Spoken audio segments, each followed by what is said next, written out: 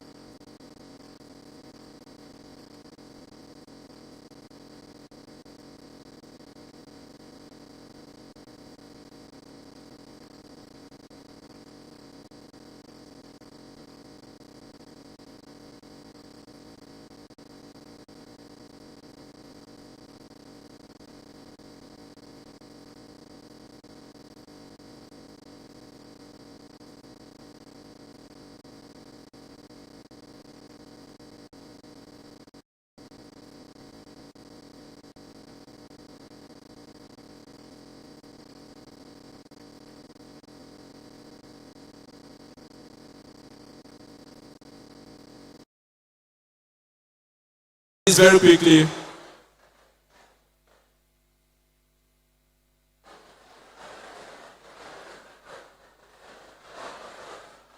Algeria. Algeria? Even you don't know it. Let's see the answer. I'm sorry, please. Next person. Some people are now thinking of going back to their seats. You are here already.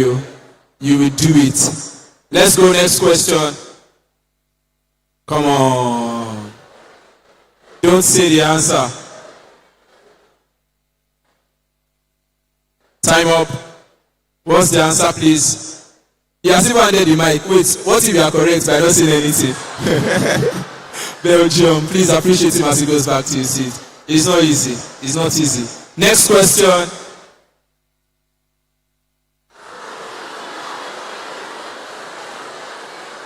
Paris. What? Paris. I can't hear you. Paris. Nigeria? Paris. She actually said Brazil. Calm down. Is she correct? Come on! Just hand over the mic and move back a little. So you thought she was going to say Nigeria? Next question, please. Don't say the answer, please. Senegal. What is it? Senegal. Senegal. Senegal. Let's see. Nah, bro, you're far from it. So please, one student per school. One student per school. As we have a representative from a school, we'll probably have to eliminate the others. If you didn't qualify, please just go back and sit. But if you qualify, just step up where she is. Now, next question, please.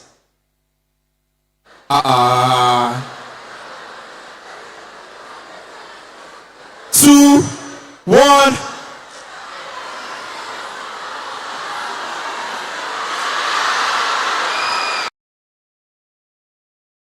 Hold on. Guys, this is the last chance. Let us not chorus any answer. Once you chorus the answer, the representative is automatically disqualified. So please help them by not chorusing the answer. By the time is up, then you can now chorus the answer after the time has counted. Is that clear? Come on, guys, is that clear? Alright, so let's go. Don't say the answer. USA.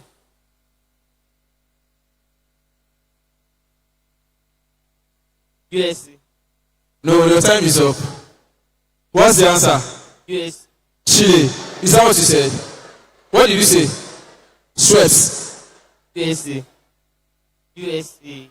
Nah, bro, you're far from it. Please appreciate him as he goes to his seat. Thank you. Now, we need to be fast. Please, you need to be audible. Be audible. Australia. Eh? I didn't hear you. Say it. Tanzania. Tanzania. China, bro. China. How many of you want to go to China? Put your hands together for yourself. Please, let's bring this down. Please, I'll be the one to key you in. Let's bring it down. Let's bring it down.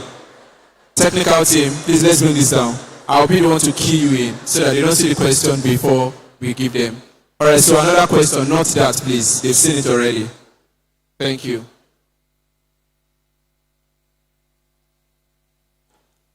The guy's like, nah. Give it a try. You have 2 seconds. He doesn't know it. What's the answer? Colombia. So guys, to make this interesting, by the time the person doesn't get it and you see the answer, we will all echo it together. Is that clear? To make it interesting. So let's go. Bro, you know this now. Normal Costa biscuits now. What's the answer? Loud and clear. But you used to eat Costa biscuits. Next person, please. Let's go. Denmark. Eh? Denmark. Denmark. Is that your final answer? Time up. What's the answer?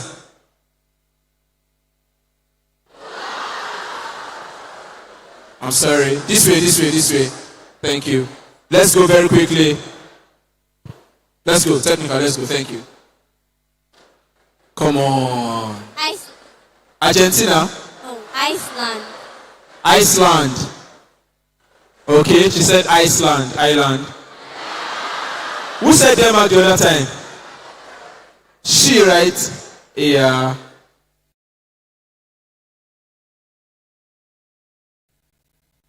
Ghana.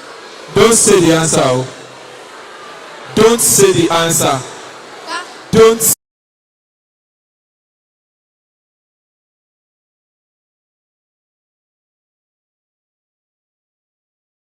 To do just to think of a country in the Bible. Come on. Let's go. Next.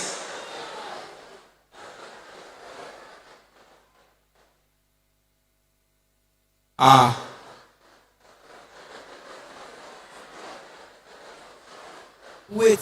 Kuwait. So what's the answer? Ethiopia. No. Please, as you are going, just appreciate them. It's not easy. Appreciate them. Let's go. Don't say the answer. United Kingdom. UK, United Kingdom. Are we united? Let's see. Wait. How on earth will you even think about the answer? Thank you.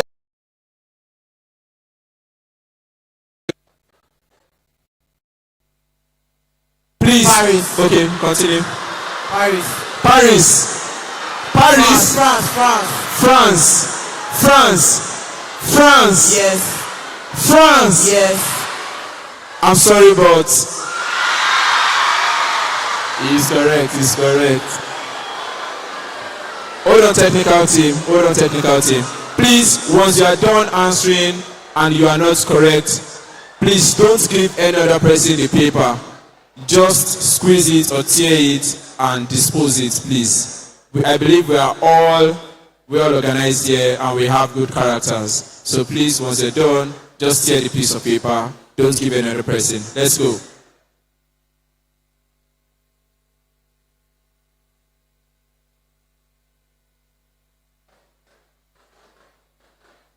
Try. America.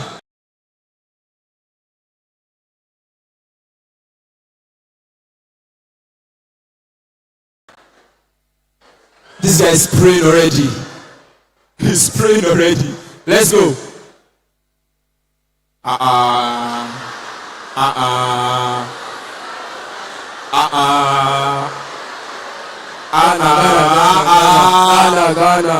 Eh? Ghana. Moi? Ghana. Hey! So you can please go back to your seat. Thank you very much. Was it correct? It wasn't now. The timing. Okay, the technical guys have to show me that it's Ghana, bro. Don't worry. Let's go. Next one. Please make sure you say your answer before the time is up. Once the time is up, disqualified. Let's go. Japan.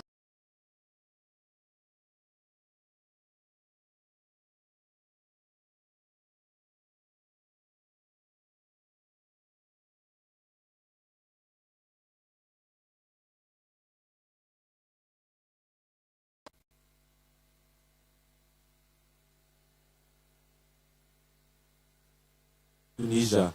Eh? Tunisia. What's the answer? Pronounce it. Eh? Okay. You're all good students. Thank you, sir. Next person.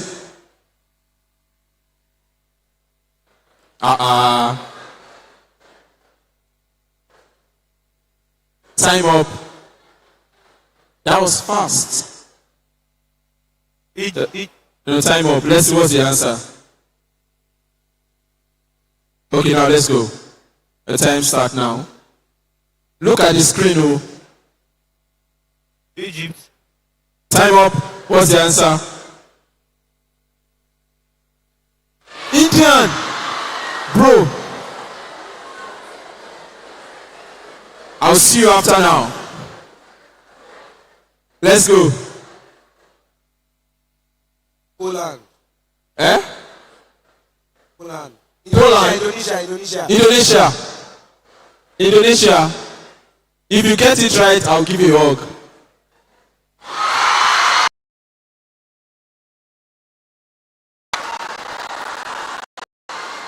All right, let's go. This is getting interesting.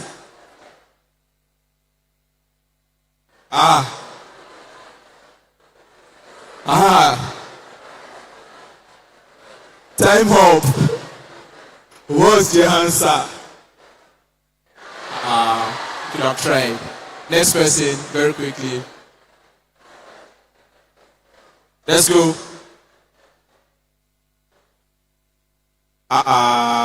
Israel. Israel. Israel. Israel. Is that your final answer? Are you sure? Yes, sir.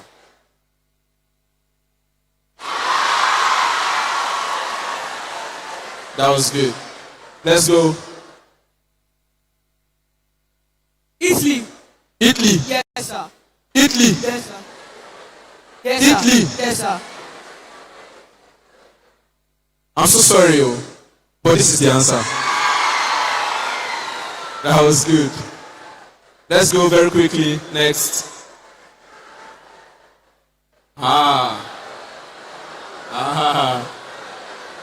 So if I say just go, don't go. Okay, let's see the answer. Jamaica. Next.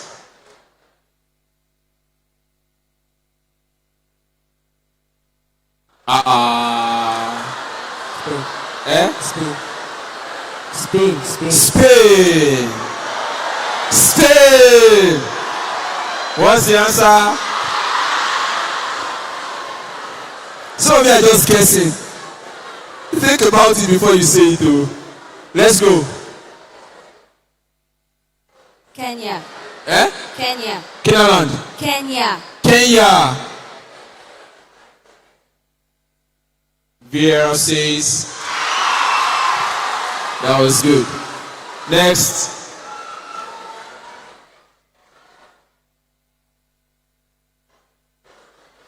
Don't be deceived by the colors, though. Singapore. What's the answer? Malaysia. So sorry. Let's go next. By the way, that lady, I saw you, but we'll come back to you.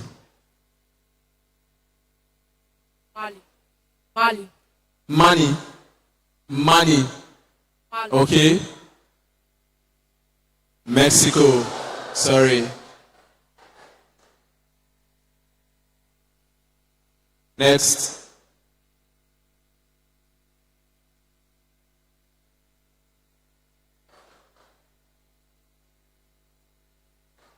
Even our guest speakers are like, that was so simple. What's the answer? Morocco. Please, as you are going, just make sure that you have a special session with our guests. They will run you through all of this. Let's go. Wow. What's on your mind? Poland. Yes. Poland. What's the answer? Okay. We're almost done.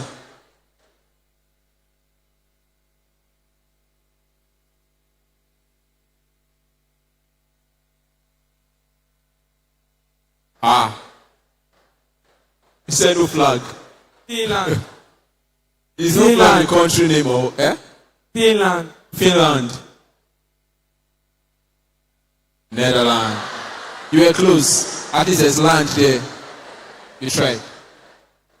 Next.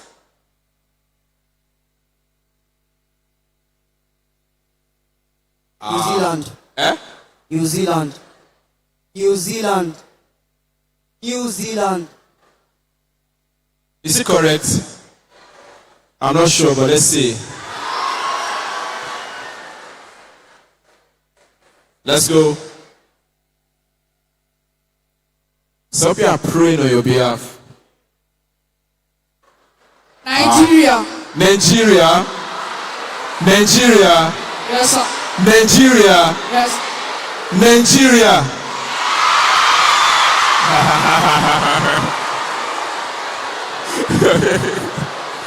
Please appreciate him.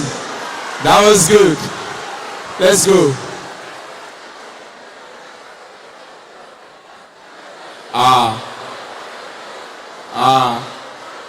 Say something. Don't mention. Oh. Time up, was it?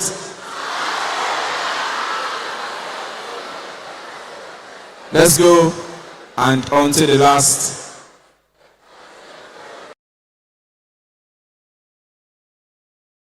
Are you sure? I'm so sorry, but okay, you're correct. Now, very quickly, we go into it. No, we are still doing this. We are still. Let's hold on to the mic. Let's hold on to the mic. We are still doing this. We have to eliminate a couple of others. So let's do this very quickly. Form a straight line in the same manner you came. Very quickly. Approach him. Approach him. Approach him. And form a straight line. We have enough to go round. And let's have the first person.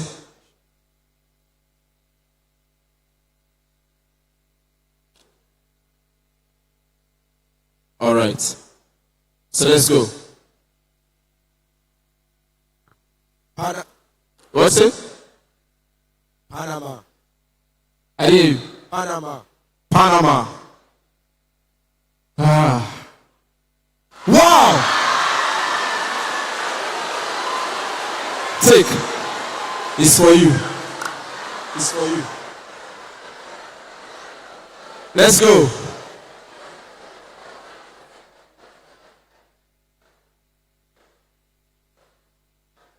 Portugal. Portugal. Speak out. Portugal. Did you hear? Portugal. You're not even sure, but let's see if that's close to it. No, that was far from it. Let's go. Portugal. Eh? Portugal. Do you watch football? You know Ronaldo? Zoo! Eh. But you're wrong, oh. Actually, but it's correct. It's correct. It's correct. It's correct. Let's go.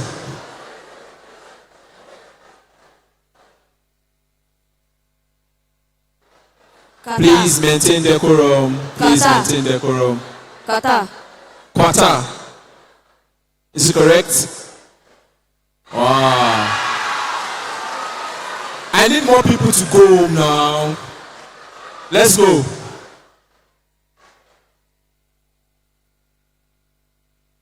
Russia. Russia. Russia. I'm sorry, but that was not. Was it? I'm so sorry, but let's just see the answer. Oh, okay. You got it. You got it. You got it. Let's go.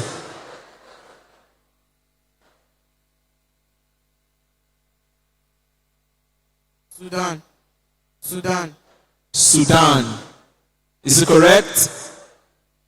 No. Let's go.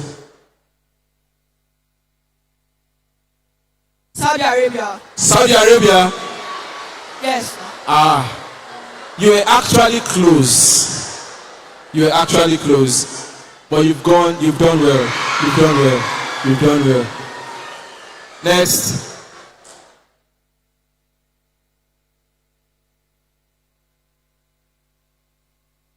Ghana. Ghana. Don't mention. Time up. Senegal.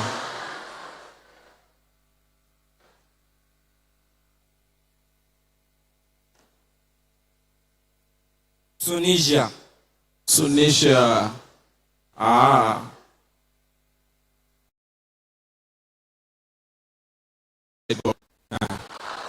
Singapore.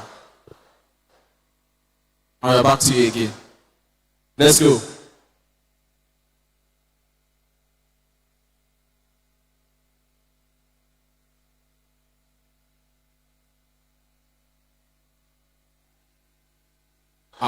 Korea. How many of you are the Gujumpior people here? See them everywhere. Is it correct?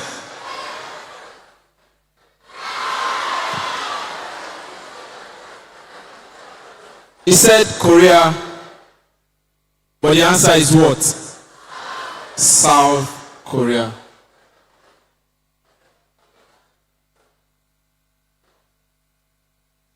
So in Korea, we have South Korea, we have North Korea, right? So it wasn't specific, but he tried. Please appreciate him one more time. Now, how many of you loved this session? You loved this session. If you do, appreciate yourself once again. Yeah. So we'll be back to the next phase. And please, most importantly, help me appreciate these brilliant minds as they go down stage and get ready for the next phase. Please appreciate them as they go down stage. Thank you so much. So we're coming back for the next phase, and I believe that your school will be the best. If you believe that, shout yes. Those are the ones that have representatives here. So please appreciate my friend and brother Faithful as he come and handle the next phase.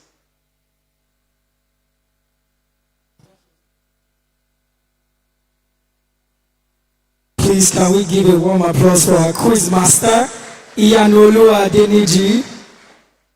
Is that how you appreciate our quiz master?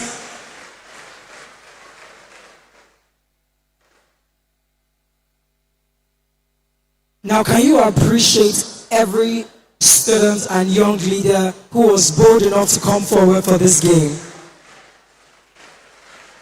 Even you that didn't know the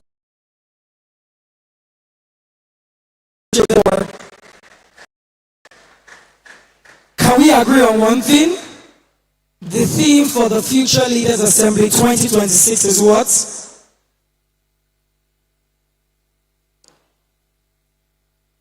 For you to think global, you need to be aware of other nations and be current in the affairs in this century and in this age.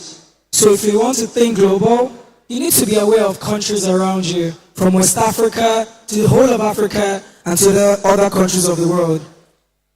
It is not just Mowe you need to know. It is not just Ikeja. It is not just Nigeria. It is not just Ogun State or Lagos. You need to begin to think global. So from now on, we begin to pay attention to news. We begin to pay attention to sports. We begin to learn about countries. We begin to learn about international affairs and relations. Now please put your hands together for yourselves.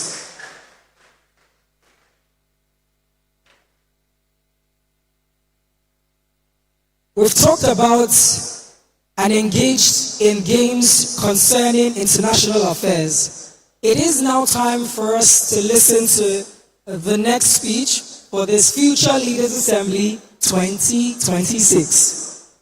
It is popularly said that mentorship is the bridge between potential and performance. Once mentored by another great leader.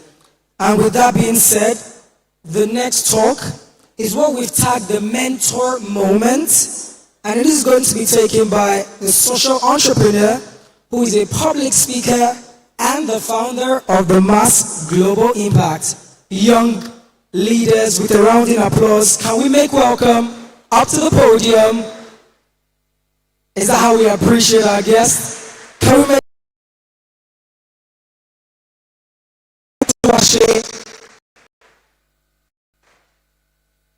as he speaks to us on his story. Thank you.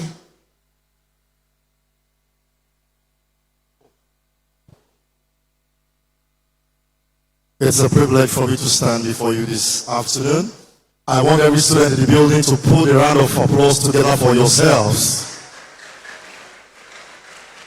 Okay, permit me to observe protocol very briefly. I want to appreciate the Dare Adeboye Foundation, the trustees, the leaders, the executives, and the governing council.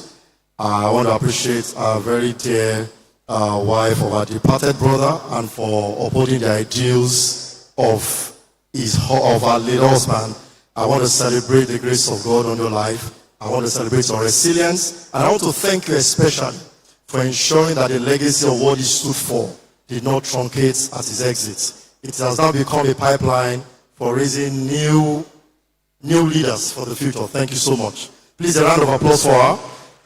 I want to appreciate everybody. I may not be able to list my names. Dear wife of my dear friend, I celebrate you. Thank you so much, Pastor Misoye today. And my co-speakers, what do I call you now? Apostle Juliana. Thank you for being a representative of God in the marketplace. And my very dear honorable, it's a pleasure to share the stage with you once again. Okay, I have just 10 minutes. That cannot even do justice to the introduction of what I prepared. I prepared for about 1 hour. But I'll just tell you a simple story.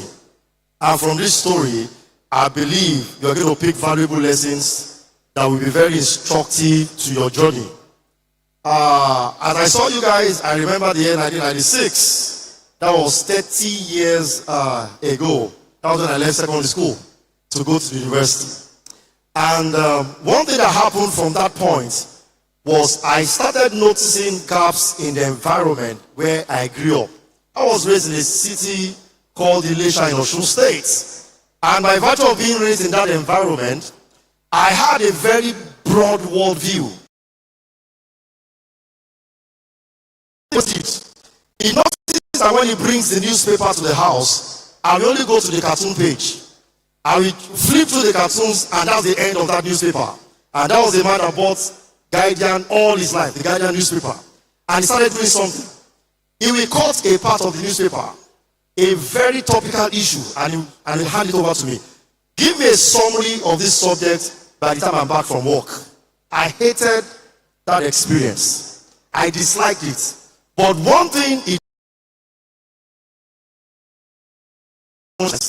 it made me to pick interest in governance and politics and every strata of leadership. And what happened?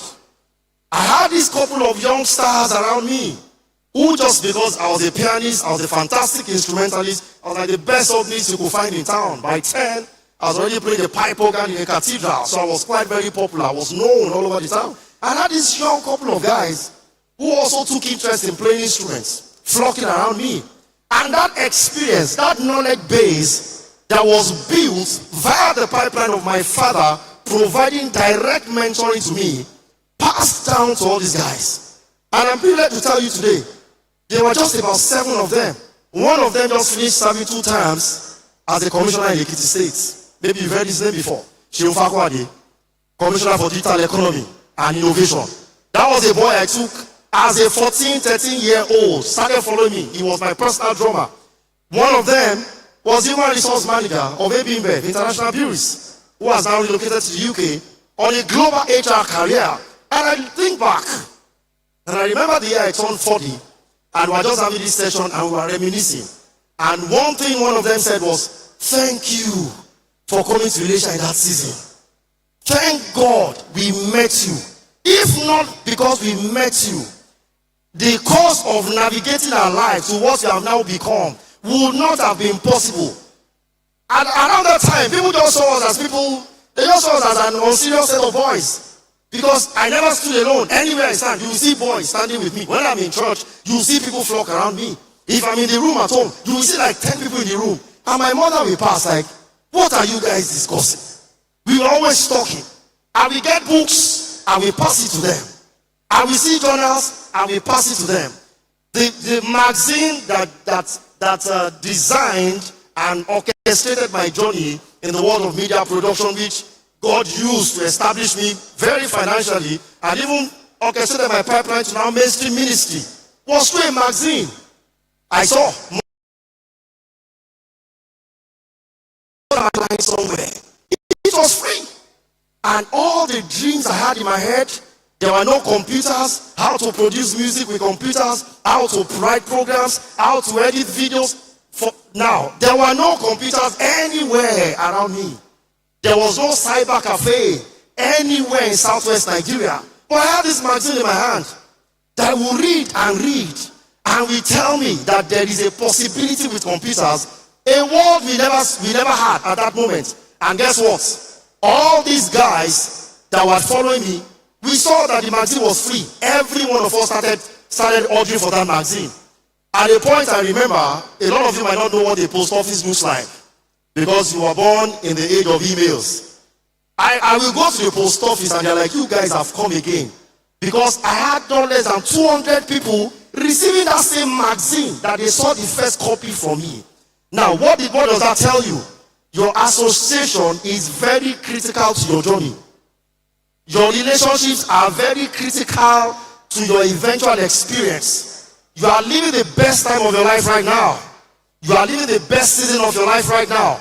This is the season to connect to the ones among you who have the privileges you do not have, who have experience that are complementary to the deficiencies of your background, who carry a certain narrative that you did not experience. The season of life that you are right now is the season you should bond. It's the season you should develop lifelong relationships. It's the season, and listen to me, this has got nothing to do with age. I remember when I got into FUTA, 1996, like I said, I went to a friend's place in town, and I saw, and in the evening he said, let us go for fellowship. I said, okay, let's go. And I walked into that fellowship. Listen to this story very well. And I walked into that fellowship. And I heard the guy play the keyboard. And I was like, wow, this guy plays so well. I came into school just as an organist. The only thing I knew to play was play hymns. The only thing I knew how to play was play organ. But this was somebody at that time who was just young like myself, who was already exploring some other dimensions of music. He was already playing Don Moen. He could already interpret every kind of Western music. It was new to me. And I remember after that service, I walked up to meet him. I said, from today, you have become my friend. Guess who that person is today? Plus today. That was how we developed that lifelong friendship. Everything I knew to do in production, it was through him. He came in as an Ibadan boy. I came in as a leisure boy. By the virtue of the fact that he grew up in a more cosmopolitan and a more established city, that was at a different level of experience and exposure, different from where I was coming from. He rubbed off on me. His experience rubbed off on me. Eventually, I think I even overtook him. Because I was coming from a very rugged native background. If there was anything that was in abundance, native intelligence was in abundance. I had no access to technology. He grew up with technology, I had none. So imagine when native intelligence meets technology. But what was the pipeline that made that happen? It was a pipeline of mentorship, pipeline of friendship. So as you are doing life right now, you will move from here to the university or institution as far and as wide as God will permit you to go on the surface of the earth. I want you to pay attention to your friendships. I want you to pay attention to your relationships. And God does this thing so permit me, I'm a preacher by default, permit me to switch to the preaching mode. God is very intentional also in your placements. He has positioned you around people that will be strategic and instrumental to your journey in life. So do not discount your friendships. Do not discount your relationships. These are mirrors of the possibilities that will happen through your very hands. And in that, because when we mention the word mentorship, you think, oh, most times it's somebody high up there. Somebody who has attained the things I have not. In a sense, it is actually right. But mentorship is vertical. Mentorship can also be horizontal. As you look up to people ahead of you, there are also people on the same age band with you, on the same educational band with you, on the same experiential band with you. But they came with particular advantages that you do not have. If you do not humble yourself, if you do not master character, if you do not master discipline and the emotional intelligence of relating and managing relationships, you will never be able to leverage the experience, the full package of what God actually designed for your life. I hope you are listening, young people. We are a product of accumulative relationships. We are a product of accumulative. If you did not hear anything this afternoon, remember this one. We are a product of what? Accumulative relationships. Because those are not just relationships. Those are experiences lumped up in personalities. So with these few words of mine, I hope, I'm not sure if I've exhausted 10 minutes. I'm sure I've done more than 10 minutes. I will love you in this season. Before you leave this place, I remember before I left secondary school, there is an event to always look forward to. The only event that brings schools together like this is inter-house sports or soccer. And I can bet you, it always ends in a fight. We will either fight on two boys toasting one girl from different schools, or it always ends up in a fracas. And people have permanent wounds today because of such experiences. But this foundation has been able to pull two guys together within an intellectual atmosphere, within a socio-cultural atmosphere. That is very beautiful. Can you put a round of applause together for them? But this is one thing you should do before you leave here. Ensure you also make relationships beyond your school. Ensure you meet somebody you have never met. And I will never forget the campus that became Bowen University today. It used to be a campground of sorts where everybody that had anything to do with music in Nigeria goes to. Once in a year, we call it music workshop. And I remember somebody, a lady who was older and just took interest in me because, of course, I was very good with music. And it was not the days of emails. We did not have WhatsApp. There were no smartphones. There was not even BBM. It was the days of letters. We will write letters, take to the post office, go and send. Wait for 3 months to deliver, another 3 months to receive response. What you can do on the flick of your finger right now. And I remember the first time I left Nigeria to New York City, 2008. I only just posted on Facebook that, hey, the Son of Man is right here. Connect if you have anything to do together. Guess who chatted me first? We had lost contact like 10 years. Guess who chatted me first? That same lady. And because of her and her husband now with children, that vacation experience was so robust. They took me to quarters of the world I'd never been. Where did it start from? Somewhere in Iwo, a teacher training college. Somewhere in Iwo. So before you leave here today, connect with somebody. Make a new friend. Don't just limit your social experience to the school that you are born. You are raised in Mowe. Everything about your life is Mowe. Oh, God has raised you as global brands. Are you listening to me? God has raised you as what? Global leaders, global influences. And one of the ways to begin to develop that global influence is by your connection. You must be intentional with your connection. In connection, values will be added to you. In connection, things will also be taken away from you. Okay, so let me make you laugh a bit. I come from a part of Yoruba land that we swear a lot. You know what swear is? We curse. I'm sure you've heard when they say somebody is an Ijesha man. When your mother wants to greet you in the morning, it's a curse. If they are not born again, if they don't know Christ, it's a curse. And it's so bad that even in secondary school, you see your friend, maybe in a car going, and you want to greet him. That's the way you greet him. Were, and you have greeted him.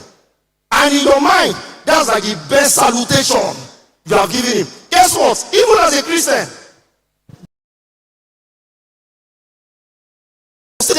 until I got to university, and I discovered that any small thing, a swear word is always here. There is always a ready swear word for anybody that does not have sense. But I discovered it was strange. Where I was coming from, it was normal. Even it was so, I don't want to go to the extreme. It's so bad. Pastors people swear for you. It was a cultural problem. But we did not see it as a problem. Those who are just as the house, they don't understand me. They say a mother wants to reprove his son. He said, look, he will curse you with a deity. It was that bad. Until I go to the university, that any time I express that, people look at me like someone like, where is this guy coming from? And I began to see that, oh, it's like this cultural nonsense I grew up with. I need to drop it right here. It is not the experience of the world. It is not the world feel of where I am right now. And that is the other part of me. just left. This is what relationship does. It does not only add to you, it also takes away from you. There are some chiefs, by virtue of your background, that you need to get off yourself. I always say it. Nigeria appears to be like a weapon fashion against everybody. You cannot grow up in a street that is not tarred, and you will see a tarred street and appreciate the value. It is that simple. Until you begin to relate with people that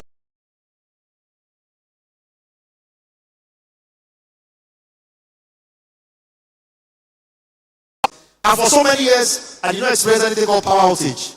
Until we now moved, my father built his house, we now moved outwards. That was when I saw for the first time that there was something called power holding.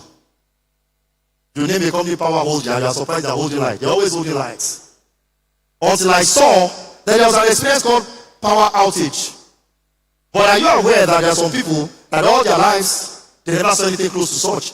It is in relationships that you see all their experiences. Have you visited any of your friends before and you see that their house was not like yours? And you're like, wow, this is another life here. This is another experience here. It does not look like what I experienced. That is showing you possibilities of what life can become away from the reality that you grew up with. So ladies and gentlemen, my very young friends, I hope that by the next time I'll meet you, I'm going to meet you on the world stage. I believe that in this room are governors, in this room are senators, in this room are global icons of industry, in this room are IT experts that will bear from their loins the next solution the world has not seen, and God will make it to be. Thank you for having me here.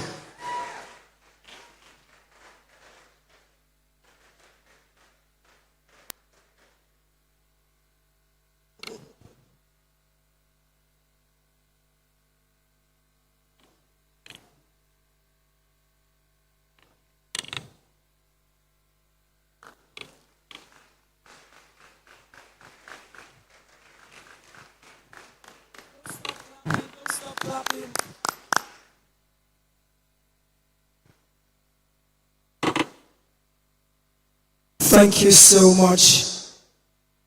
We really appreciate you. Thank you for, in such a short time, pouring into these young people. Solulope Toluwase. We know that if the time was even much more, you will do much more. One more time, can we put our hands together?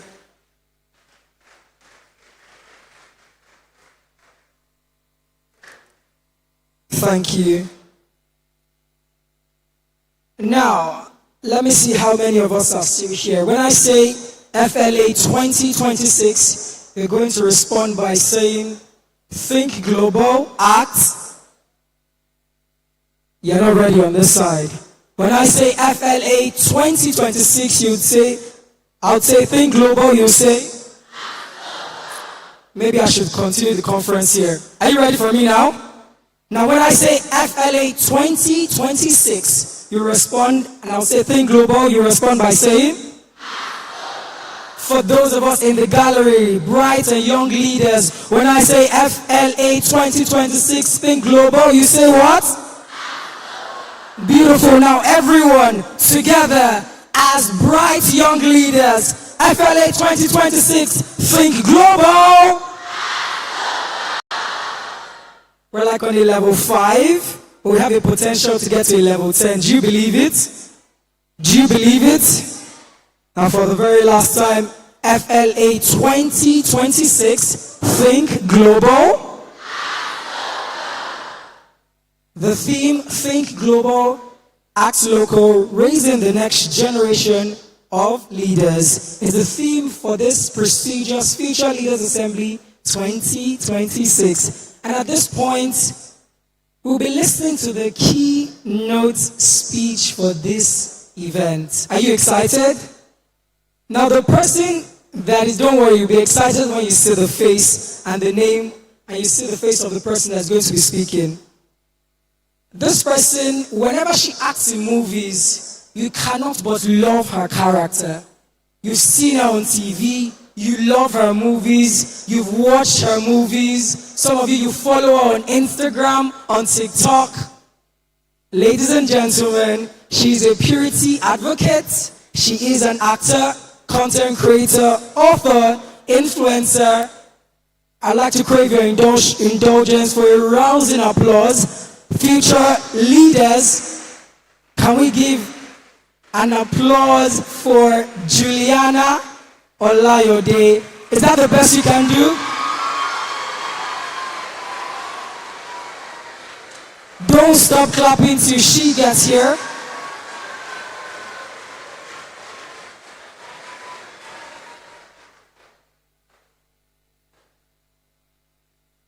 Thank you.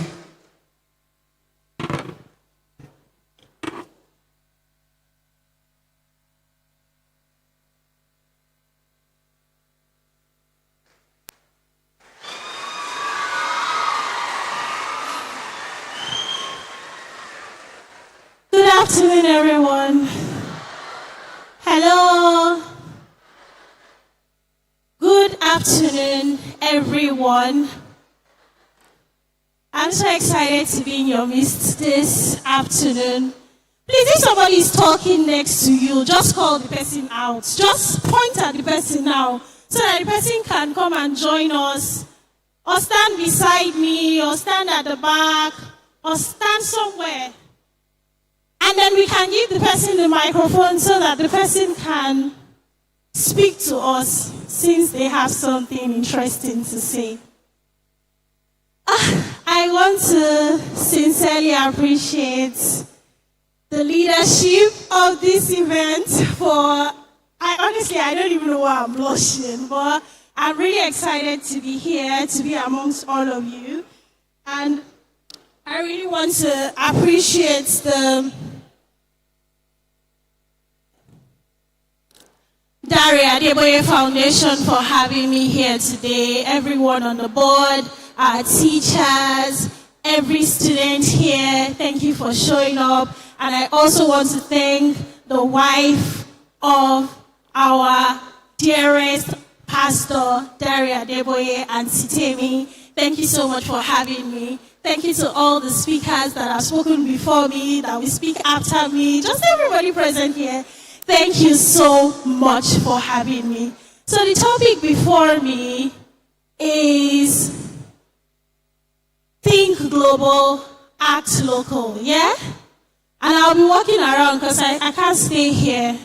So, we're talking about leadership, and we have a lot of young people in the room.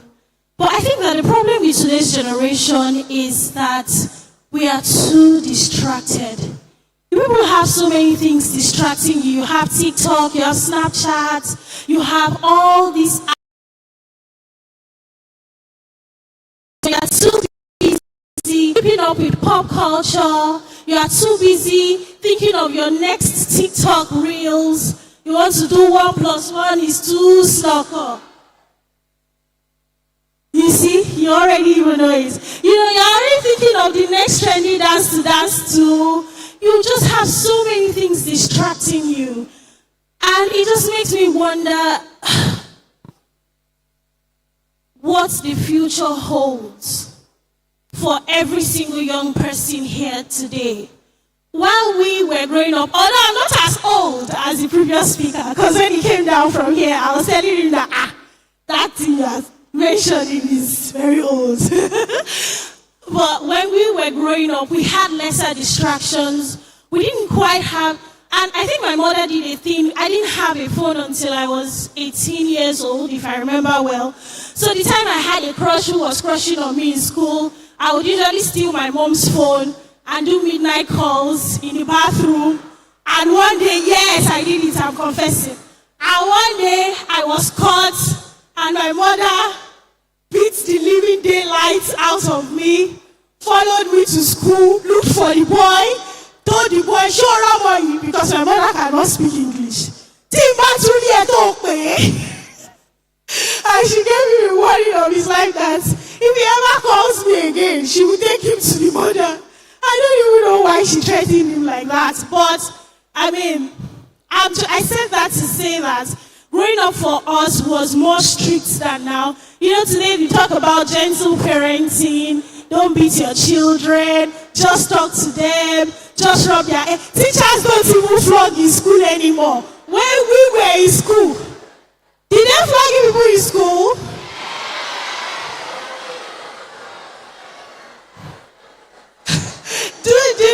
Is it a yes or no? Interesting.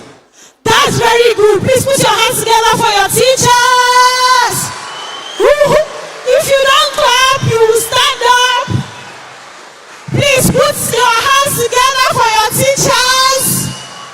God bless them for flogging you because they are shaping you to become the future leader. Frankly. Because I support gentle parenting, but I also don't think that we should spare the rod, because even the Bible says not to spare the rod. So I imagine that my mother didn't beat me those days that she beat me, and she was always just saying, Juliana, man, she me more, Koda, hey, Koda, don't do this again. Do you know what it's called? Giron. Do you know Giron? If you don't know Giron, when we act like this, so I can tell you what Giron means. Okay, look at the person beside you that knows the meaning of Giron. The person will tell you what Giron means. But I said that to say that. Hello?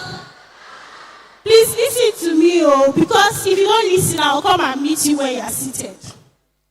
I said all that to say that there's just so much distraction for this generation, such that if you don't take advantage, if you're not careful, you'll just be tossed here and there by the wind of everything that you just see going on in the world. And, social media is so good, but it's so destructive, because you find yourself a lot of times comparing yourself with somebody else. You see somebody who wake up one day and say, get ready with me to go to school, and she's entering into a limousine, she's having pancakes for breakfast, when you don't even have breakfast, or you probably don't even have a private bathroom to yourself, and you have to stay on the queue to take your bath that morning. Or if you don't wake up very early, best believe that you are not going to have your bath until later at night. And so the pressure is a lot, because you see what is happening in other people's lives. Everybody puts it out there on social media. You see somebody wake up and say,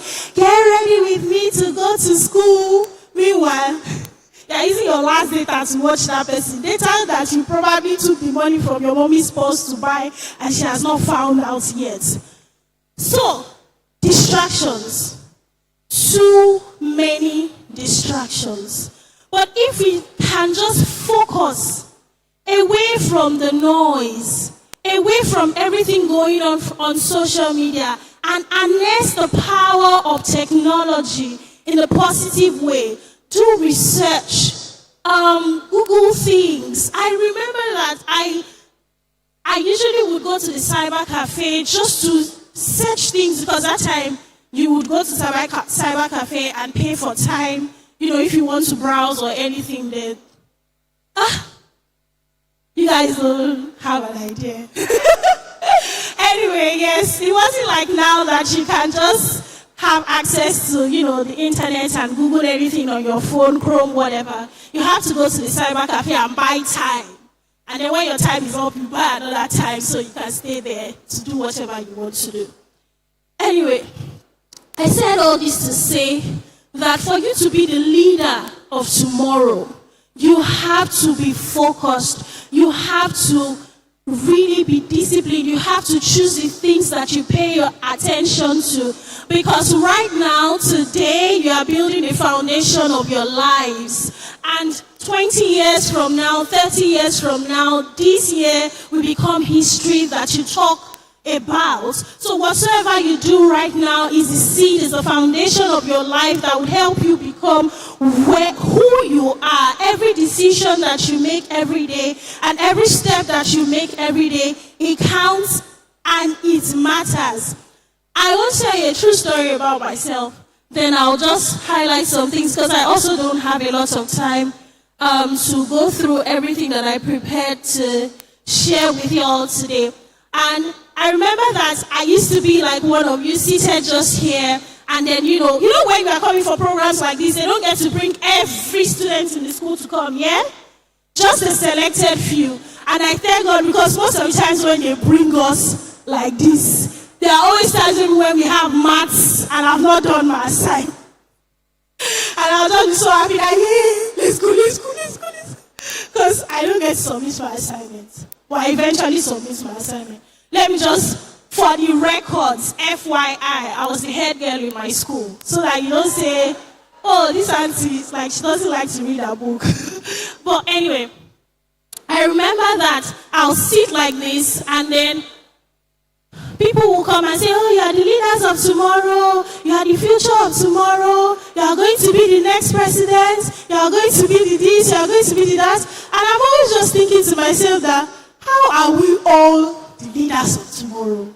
How is it even possible that we can all be the leaders? And in my head, I always tell myself that I don't even want to be the leaders of tomorrow because I don't want to be a politician. I don't want to be in the place of power. So when do they always come and tell us, you are the leaders of tomorrow, there are presidents here, there are governors here, So whenever they are saying those things, I'm just so distracted because I don't pay attention. In my head, I was like, I don't want to be a president, I don't want to be a governor, I don't want to be the leader of tomorrow. I just want to live my life. At the time, I wasn't even sure what exactly I wanted to do just yet. But as I grew older, political statement. It is that you are the future of tomorrow. It is that the continuity of humanity lies on your shoulder. It is that without you, there is literally no hope for tomorrow. Because those who came before us has passed down the baton to us, and we will pass down the baton to you. And if Jesus tarries, you will pass down the baton to your own children. So the tomorrow, the leaders of tomorrow they are talking about is not necessarily a political position or a political statement. It is that the future of the universe depends on you, rests on your shoulders. And what would you do with that? Because that's a huge responsibility on your path. The problem, however, is that we think so little of ourselves and we think that nothing good can come out of us, or, oh, I'm not the most intelligent person. I'm sure maybe some of those people who didn't answer the questions correctly might get bullied in school or laughed at in school and say, you don't even know Kuwait, you don't even know Qatar. You have to represent our school, I would have gone instead of you, you know. You have to first believe in yourself and see yourself as a leader before you can become a leader in any capacity. Like I said, a leader is not somebody who is taking a political seat. A leader is every single one of you seated here today. You are a leader in your own right, in your own capacity. You have the leadership ability on the inside of you. So I remember that because I was coming from, I went to a public secondary school, by the way. So I remember that because I was coming from home, where in my house, if you don't wake up very early to have your bath, bro, you are not going to have your bath until later at night. So I either have to wake up before sunrise to have my bath for school, or that's the end of it for that day because we didn't have a bathroom. Have you ever seen a house that doesn't have a bathroom? Yes? I wish I had a picture of my house then. So there was no bathroom. So you either come, so there's a plank that you can just put, and then you put a wrapper over it, close to a wall by the side of the house, and you just quickly take your shower and before the sun rises. Otherwise, when the sun rises, people will just literally be seeing you have your bath, and when you're walking past, your nakedness is just out there. There was also a time when I went to school and I didn't have school bags. But thank God that some people came to school for an outreach, and then I won a school bag during a school competition when they came for the outreach, so I won that school bag. There was a time when I had to leave school for 3 years and I couldn't continue school. I was hawking on the streets. Do I look like that? I was hawking on the streets for 3 years, and so my juniors had gone to SS1, some were in SS2 already, some were in SS3 already. And so when I see some of them, I'll just start hiding so that they don't see me. And I experienced all of that. Then coming back to school, I have to come back to school and return to my old class with people that were way younger than me when I was in school at the time. But I think that one of the things that's there were times when I didn't even really know what the future would look like for me. There were times when people would just come like this and talk to us, and I start to imagine, okay, I think I can be something. I wasn't even really still sure what that something was exactly. But I just went to school and I showed up. And every time I showed up in school again, I burned the late night candles, I read, I passed. And I've brought my results so I can brag. I had all A's. I read like my life depended on it. After secondary school, I came out the best graduating students in my school. I got an admission into the university right away after school. That was after being delayed for 3 years. And I remember that when I got the admission, an uncle had promised that he was going to pay my school fees so that I can go to school. By the time I showed him my results, he could not help. He could not help me. So I cried, I was angry, I was like, oh God, is this how my life will always be? Why is it that I always have things that will stop me? Yada, yada, yada. I waited the next year, I took JAM again, I passed my JAM, I passed my post-UTME, but I still didn't have, I couldn't get the money to pay for tuition to go to school. So the third year, I decided that I was going to start working. So I started working, I started saving money. Guess how much they were paying me at the time? I was earning 5,000 naira every month at the time. So I was just thinking, what year will I finish saving 5,000 naira? That will be enough for my tuition. But I just continued. I showed up every day, even though my boss gave me more responsibilities than we agreed when I was taking the job. Because some of you, especially Gen Zs these days, if they employ you, say, anything that my employer did not tell me to do, I will not do. I don't want to do it. I went to my boss's. I was not a house help.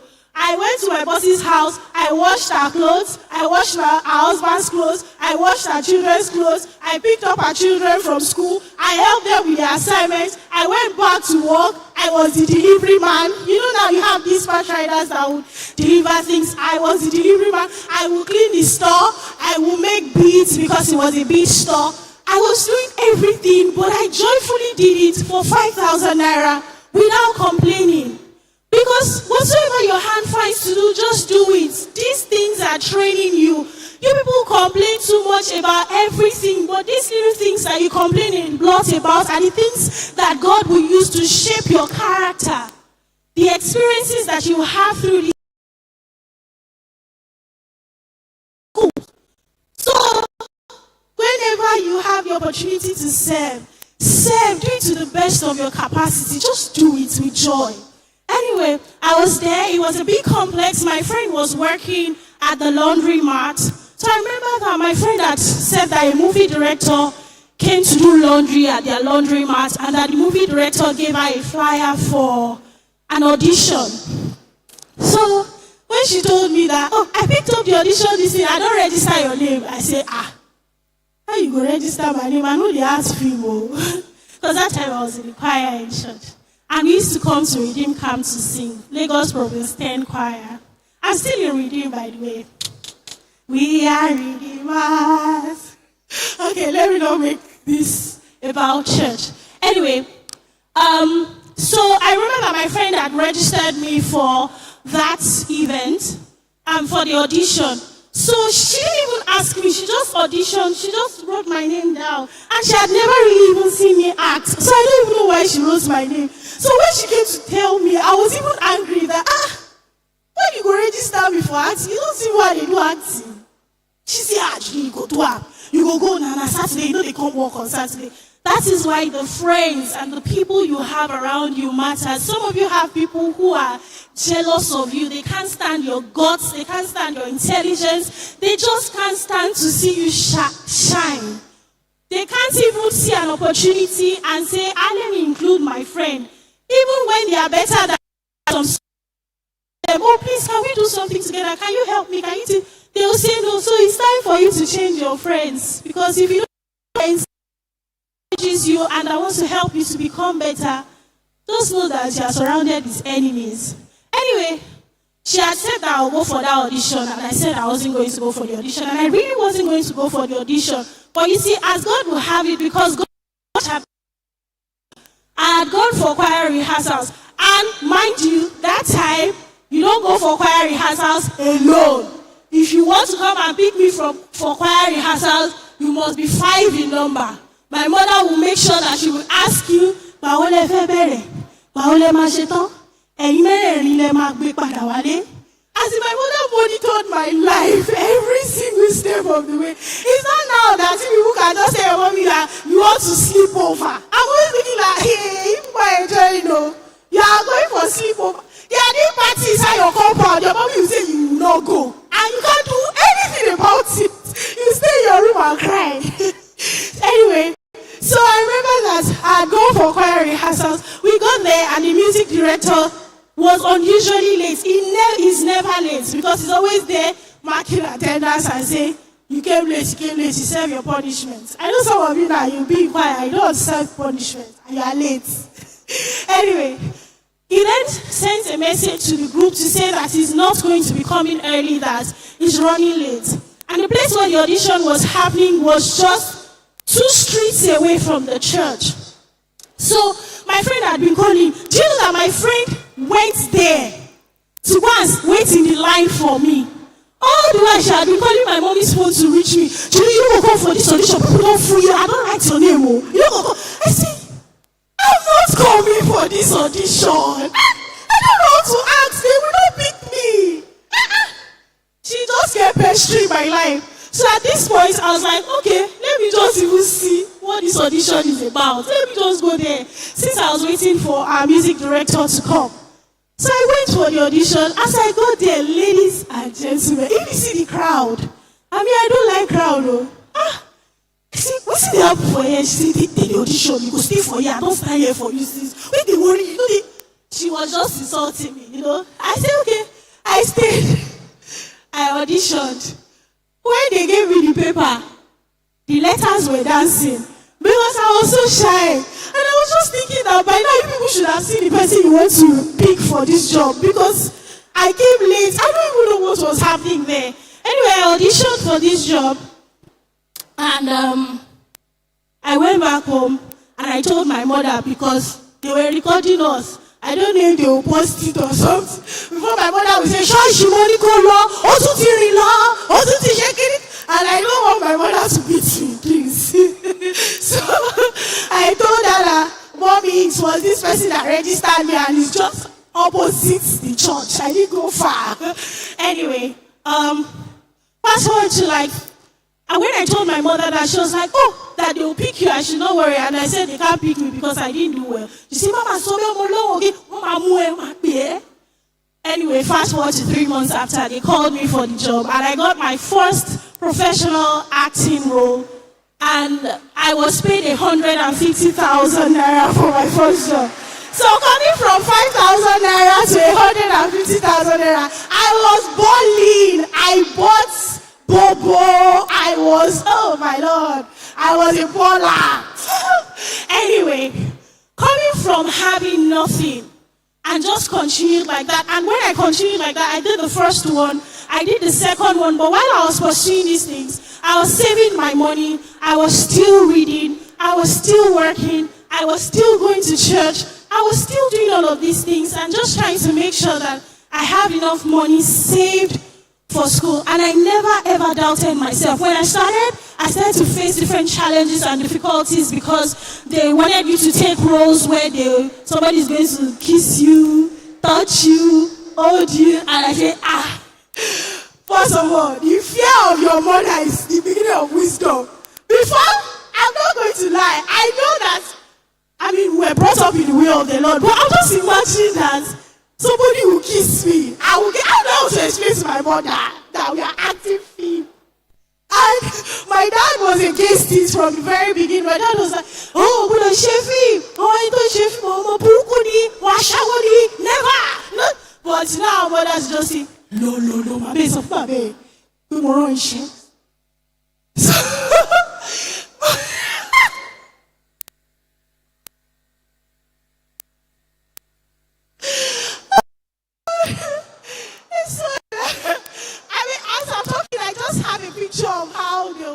arguing about the whole situation. So there was a lot of, I can't even go into details of the journey. And then at some point, I stopped being called for anything. So for you to be a leader and to lead your own kind of people, you must have values that you hold on to, regardless of how people call it a norm. Whether it is a norm for people to do certain way, whether in the field that you've been called to do, or whatever you want to take, whatever occupation you want to do, whether it is a norm for people to do certain things there, if it's against God's standard, you must make sure that you stand out. Shadrach, Meshach, Abednego, Daniel, these 4 boys were not the only boys that were taken to Babylon. But we remember their names today because while some were busy sulking that, God, where were you when our enemies captured us? We are not going to serve this God again. They were young. They were not even adults. They were teenagers taken into a strange land with a strange language, with another God, and they dared to say that we will not eat the king's food. It was a norm in that situation for them to eat the king's food. Some of you would have taken TikToks of it, taken Snapchat and say, balling in the king's palace, chilling in the king's palace, before you even think that eating this thing means to. It was a norm. They could have eaten those food. But they remembered their God, even in the most difficult times. Even though these people were royalties, they were Nepo babies. Bible called them, they were Nepo babies. They were not just slaves. They were Nepo babies. They came from royalty. Now they are in Babylon. Now they've been ripped off of their royalty. Now they are slaves. Now that they should be angry with God and say, God, where were you? What were you looking at? Oh, my dream is over. My vision is over. Nothing is going to happen again. They remember their God. They were not adults. They were not mommies and daddies. These boys faced the person that was in charge of hosting them to say, give us vegetables. We will not eat this thing because it is against where we stand. Where we come from. Even though it was a norm there. Anyway, I said this to say that no matter where you find yourself, it doesn't matter the norm, the social norm in that place, but if you check and it is not a norm in the kingdom where you belong, stand up and say, this is highly abnormal. I will not stand for this. So yeah, I had a lot of challenges because I wouldn't do certain things in a movie. But I can go on and on sharing different stages of my story with you. Today, I'm an alumni of Identity School of Acting, London. I've been to school, yes. Today, I also have a degree in therapy, yes. Today, I lead a community called Purity is a Lifestyle Community, yes. Today, I don't wake up early before sunrise to have my bath. I can't have my bath. Today, I have been marvelously helped by God. And if I don't open my mouth to tell you that this is where I'm coming from, that I was on the streets selling pure water and puff for 3 years, you will never know. From a public secondary school, you will never know. I know some people, even when I'm on set, some people always think that this one Adeboye. I always look at them like, I wish you know. I'm not Adeboye. Or maybe because of my voice, I don't know. But they always just mistaking me for one. Anyway, I shared that story to say, because I have to round up now. I shared that story to say that there is no limitation. There is no barrier. There is absolutely nothing that can stand in you and fulfilling your purpose if you believe, if you stay dedicated. If you don't stay, we had a lot of things that could distract us. Many people who came out from my sect already had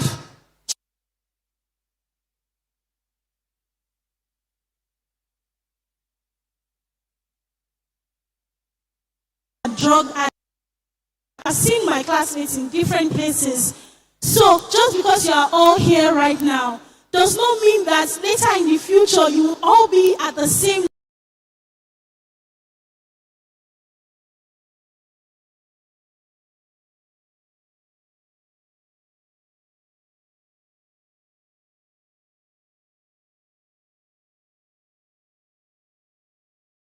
way, or say, no, it's not me, maybe I just look like the person. No, I think I look like the person.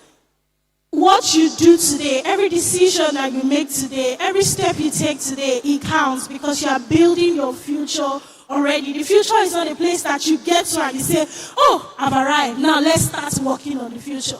The future is everything you are doing right now, every decision you make, every step you take right now, everything you do right now, you are building block by block for the future that you want. You don't have to be born with a silver spoon, but if you work hand in hand with God, you can get a silver spoon and give to your children. So, my charge to you today is that seated in this room is a leader, every single one of you in your different capacities. Don't get carried away. Don't get distracted. Don't let your background hold you. It's free to dream. Close your eyes and dream. Believe in God. Invest in yourself. Study. Stop spending all your time on TikTok, Snapchat, all these apps. Just reducing your IQ. Read, search, research. The world is waiting for what you would birth. The future lies on your shoulders. It is what you give to us that we will take in the future. So please, we are begging on you. We are begging you rather. It's a lot of responsibility, but we believe so much in you. And we know that if you stay with God and you stay committed, you stay focused, you don't allow distractions, and you believe in yourself, just as you believe in God, there is absolutely no stopping you. Thank you so much. See you all at the top. Thank you.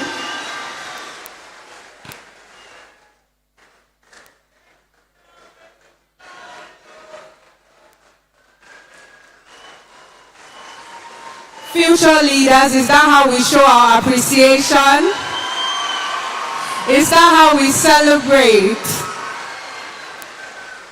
Thank you so much. Please, once again, let's give a resounding round of applause to Miss Juliana Olayode for giving us that wholesome charge on thinking globally but acting locally. Everyone has their blue welcome packets because we'll be going into a session of nation building. So do you have your blue welcome packets that you were given while you were coming into the auditorium? It is time for you to bring it out. Bring out your writing materials. And to all our virtual audience, you can bring out a notepad and nation building workshop.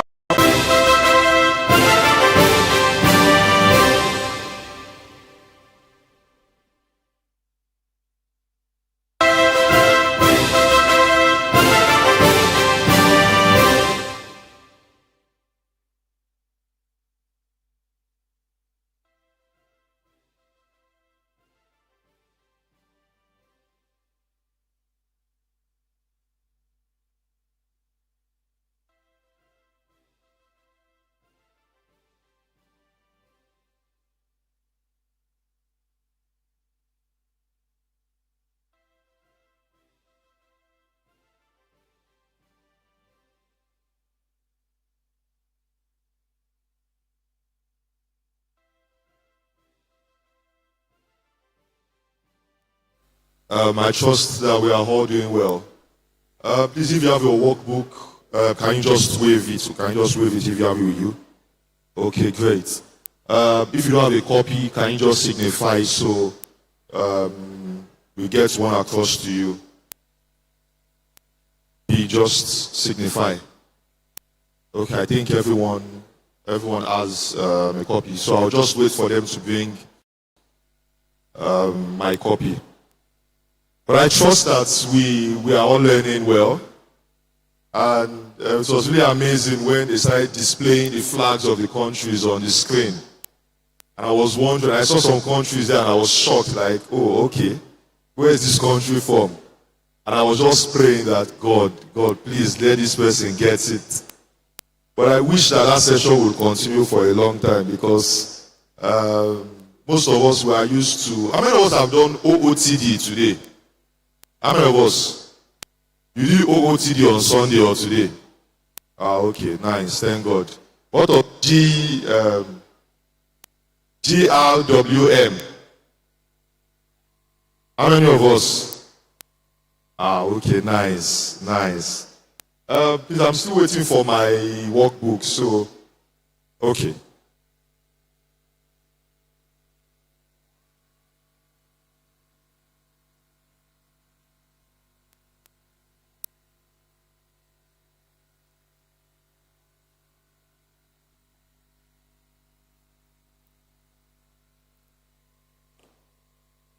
Okay, so in our workbook we have one A4 paper like this one, and it's the nation building worksheet.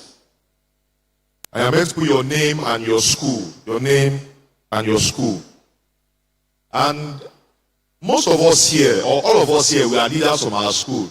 I suppose it's not all the students from our different schools that are here. If I would even be correct, some of us are prefects, head boys, head girls, and all of that. So, quickly, put your name, write your name and the name of your school. Your name and the name of your school, quickly. So, and we go to the first problem.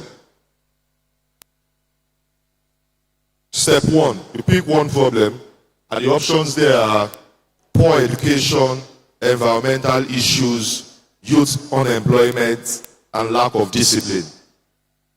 I'll take it again. Poor education, environmental issues, youth unemployment, and lack of discipline. So you pick the one that you feel is the greatest problem around your vicinity or where you are schooling. Then when you are done with that, we move to we understanding the problem, because this is meant to prefer solutions to the issues that we have been faced with, not just in Nigeria but around the world, because I are presenting different communities. We have the Caribbean community, the Pacific Islands, the Balkan, ECOWAS, and all of that around the world. So now, for us to understand the problem, you have ticked one of those problems. Now, what is the problem? And I want to appeal to us that our pens should do the talking, not our mouths. So what is the problem exactly? You said it's poor education. What's the problem? You said it's environmental issues. What's the problem? Youth unemployment. Lack of discipline.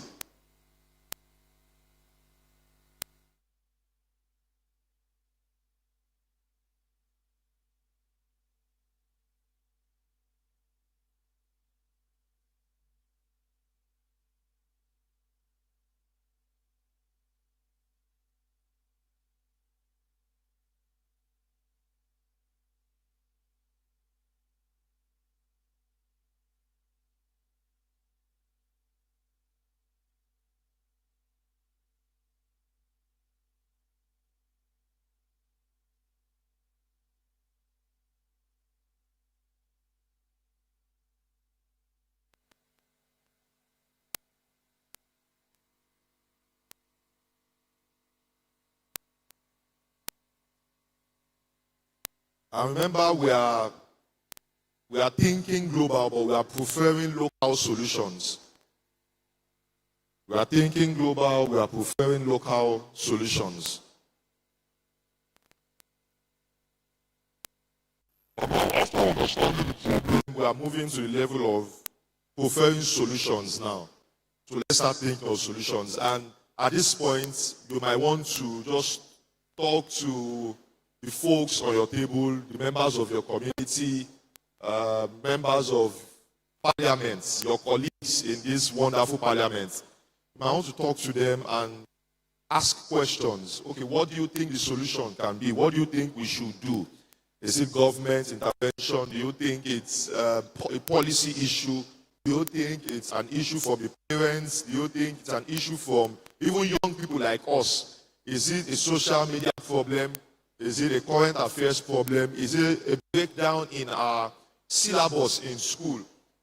Is it that the topics and the subjects they are teaching us in our schools now, they are outdated and they need to bring in new topics and objectives?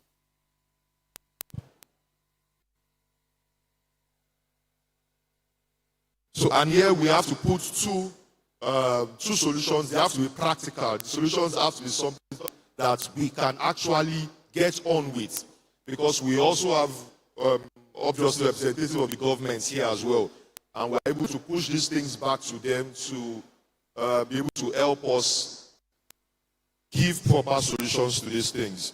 So we want two solutions. How do we profess solutions to all of these problems that we have seen, and we have been able to say, okay, these are the people being affected by these problems?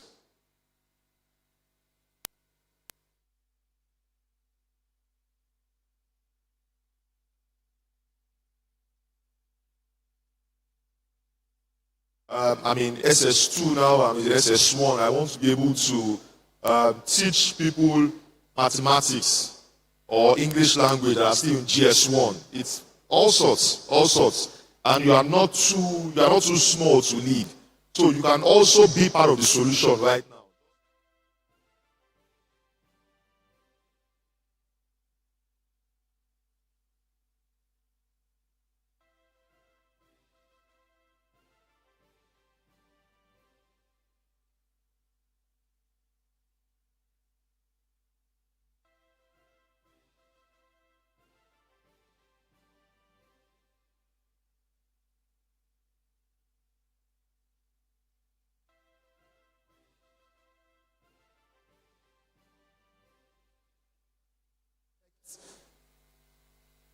The change I want to see in my society.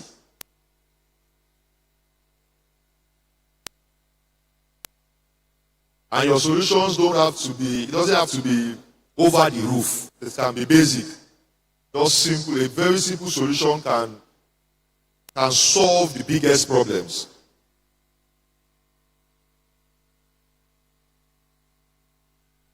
Then the next step is how we then connect all of these things to bigger goals. How do we connect them to bigger goals?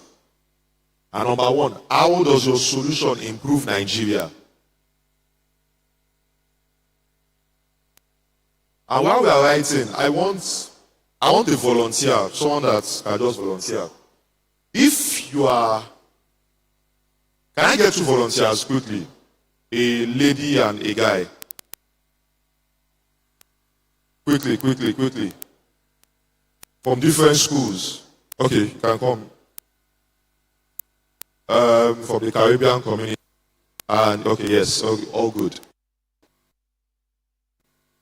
Please, let me get a mic.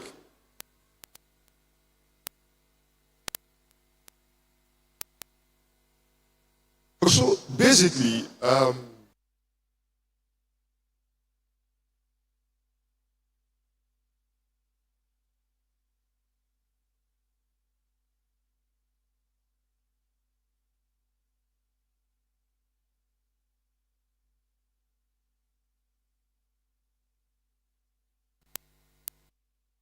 not say if you're the president of Nigeria, assume you're the president of Nigeria, what would you do first? You need time to think.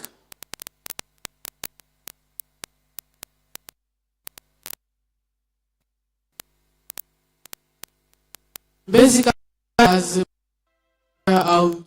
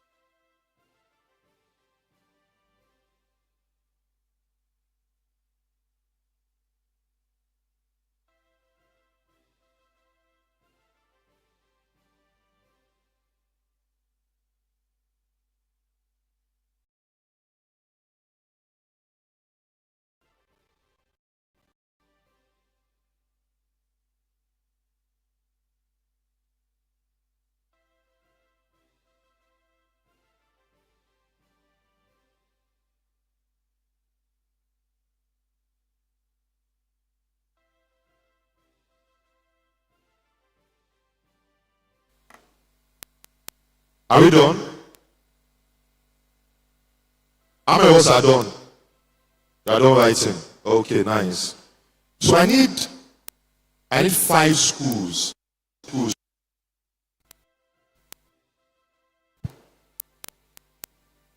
5 schools quickly. Of each school, 5, just 5, 1 representative, just 1.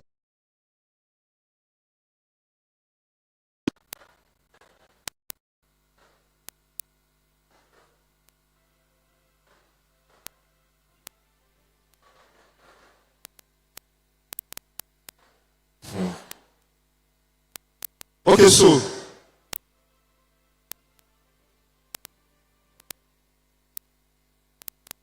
we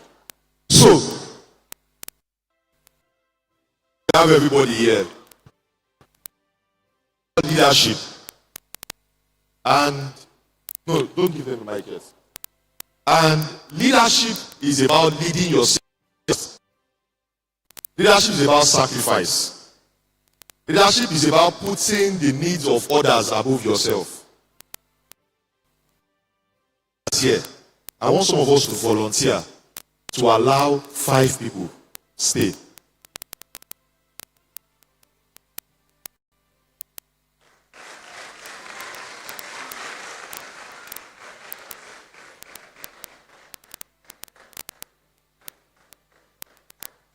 Remember, leadership is not about self. It's not about it must be me.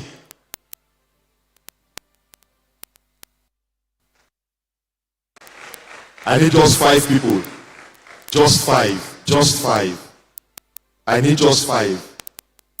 Leadership is not about you.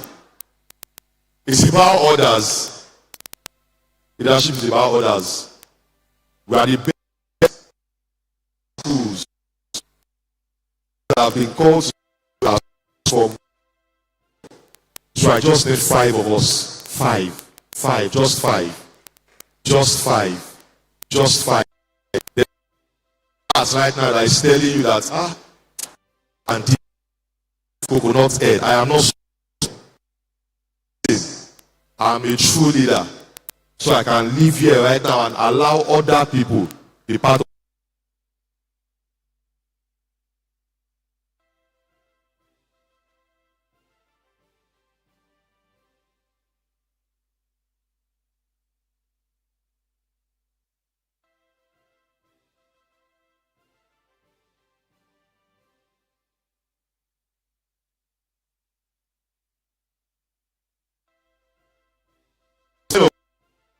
What? Yeah, everyone is a leader. But just like I said, one of the first things of a leader is that you are conscious of others. So you must be conscious.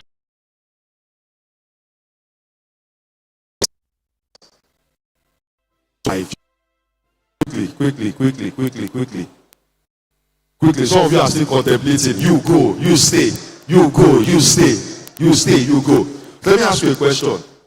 If you lose an election, how would you feel? How would you feel if you lose an election?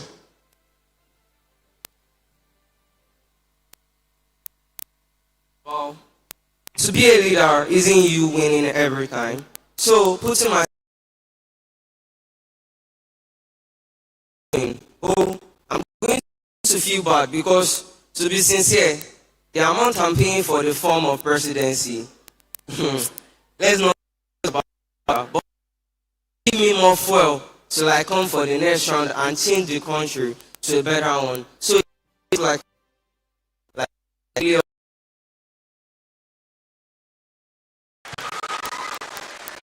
Hey, okay, you are ready to step down. No, this guy, I like you. So you know what? Look at what he did. He sold himself, but he still stepped down. God bless you. Yes, I want to step down again. Okay, so we'll just pick 5 random people. And it's easy to just yourself.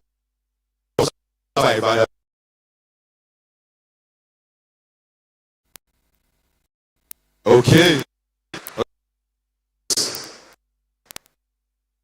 We are making progress. Okay. Okay. Okay. Okay. We are making progress.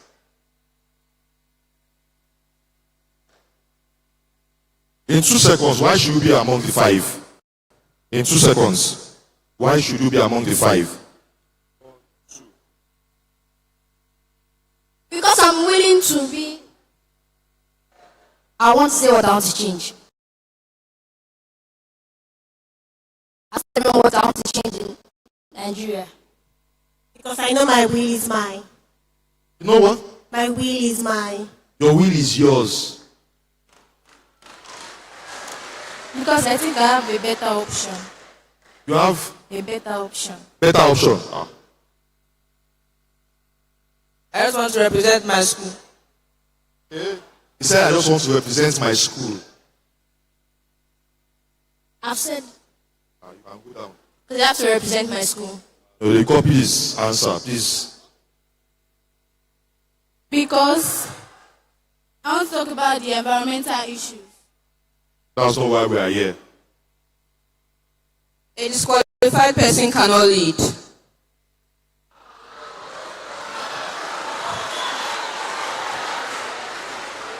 Do you hear what she said? Do you hear what she said? She said a disqualified person cannot lead.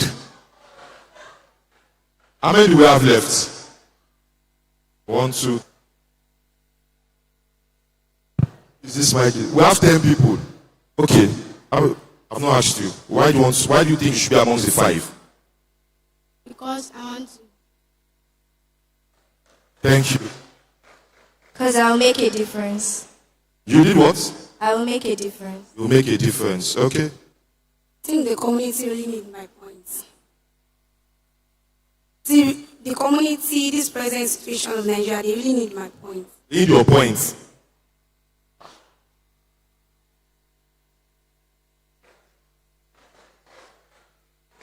Boss. I want to be a great and responsible future leader. But all of us are responsible here, actually. You've asked me. Because I want to explain to everyone the main reason why I would love to be a great. Okay, it's fine. So can you just be on a straight line, quickly. A straight line. No, facing the crowd. So I have a cash prize of 50,000 naira for our winner to buy a presidential form. So how many are we? Take a number.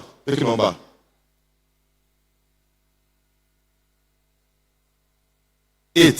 So we are 8. So you belong to party 1. Your party is party 1. You are party 2, party 3, party 4, party up to 8.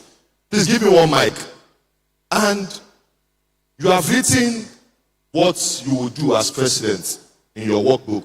Abi? Or you don't have your workbook here? Okay, but you remember what you wrote. Now you are going to sell to Nigerians why they should vote for you. Why they should vote for you in 10 seconds. And if media can help us with the timer, 10 seconds. 10 seconds. Once it's 10 seconds, you put off his mic or anybody's mic. Why? There's 50,000 naira. It's not for your school. It's for you in your own OPay account or whichever account you are using.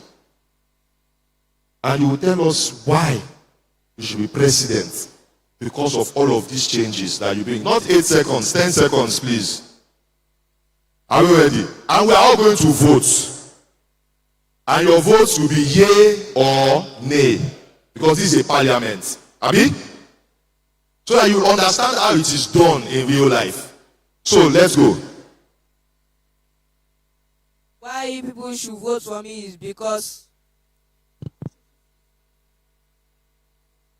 my name is Adeboye Mujib.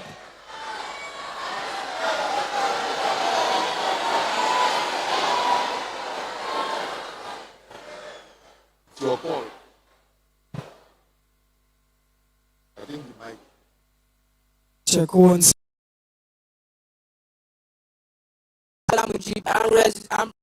I'm representing Pelican School.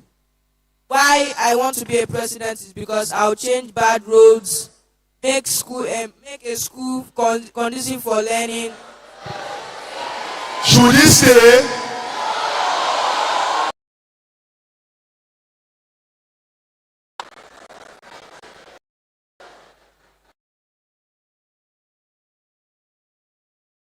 To vote for you to effect all of these changes in our workbook. Take a deep breath. My name is Upebo Divine and my party is Class College. You should vote for me as president because I know the virtue that Nigeria has, and that if we grip that virtue, we will become a great nation. Okay. The virtue that Nigeria has. Should he stay or go?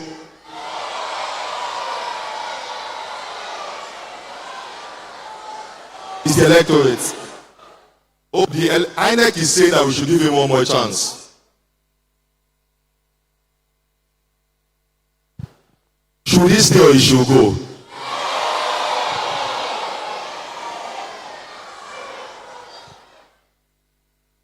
You have to be fast. 10 seconds. My name is Awika Esther. If I'm a president, I will provide technology for this country. I will make sure I'm giving arms. I will provide for the poor. I will make sure everything is going well in this country. Please vote for me. Thank you. Thank you. Should she stay or she should go?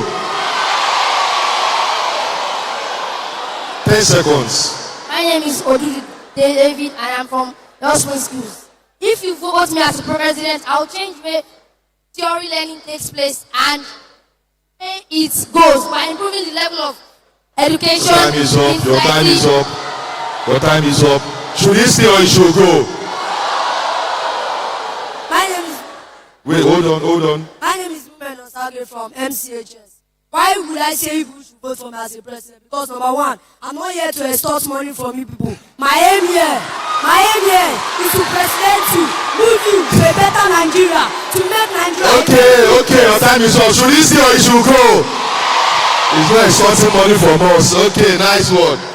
Take a deep breath. Hold on.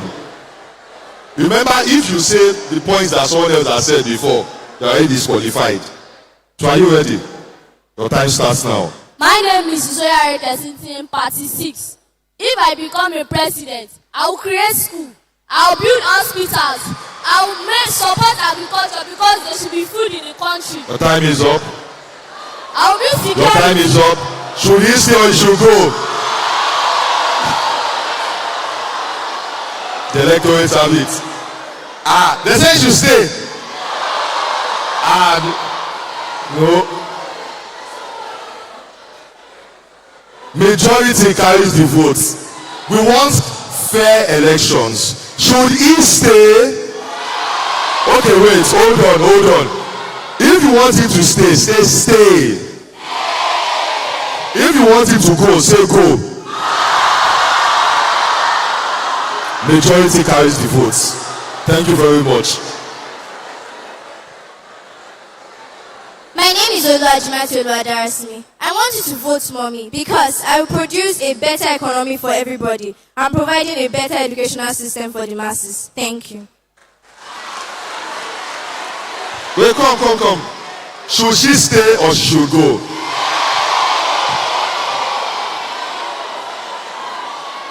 If you want her to stay, say stay.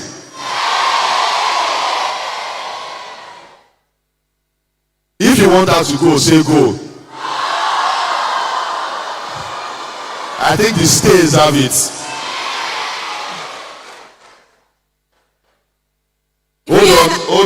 Hold on.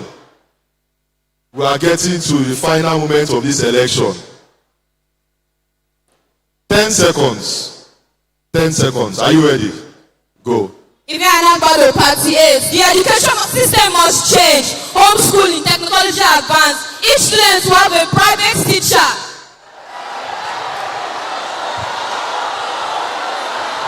Should she stay? Should she go? Thank you very much. Majority carries the votes. Okay, so we have 3 finalists. Please step forward. Quickly. We are going to run our manifesto again, but this time without your name. 10 seconds without your name, and you will not say what you have said before. Take a deep breath. Let me give you 10 seconds to think of your points.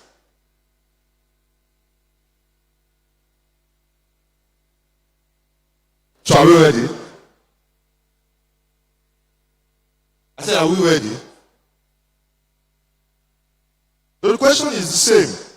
Your manifesto again about the educational system of Nigeria, but you are not allowed to repeat the points that you gave earlier. And it's still 10 seconds. No need to mention your name, just go straight to the point. I want to be a president, not by word, but by deed. I want to produce a better Nigeria. Please vote for me. Should she stay or should she go? Our time. Okay. I want to become a president because I'm going to provide you social amenities, infrastructure, good transportation system, good road and so on. Thank you. Vote for me. Should she stay or should she go? Should she stay? Should she go? Wait, hold on. This vote has to be free and fair. If you want her to stay, you would answer when I ask. And if you want her to go, you would answer when I ask. Do you want her to stay? Do you want her to go? Majority carry the votes. Okay.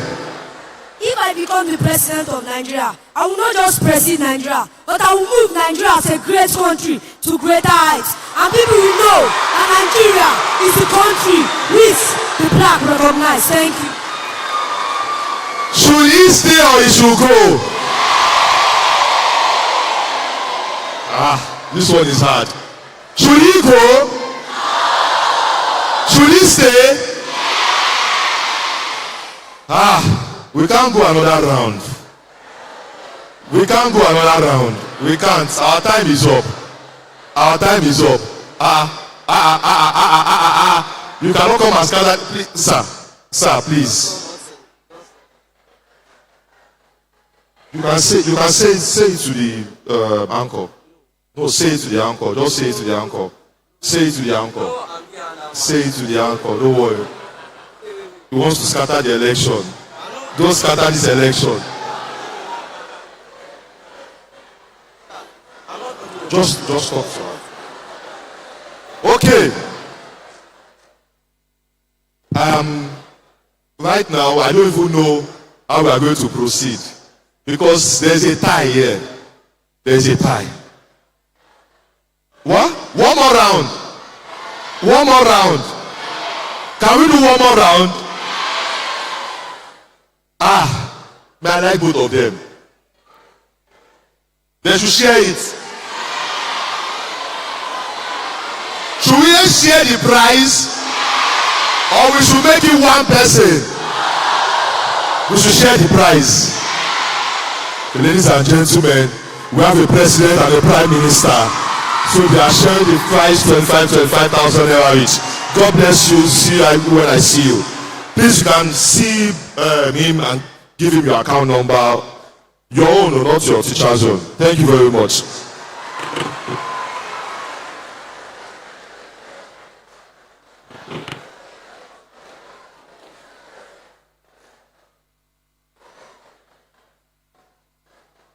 Are you excited?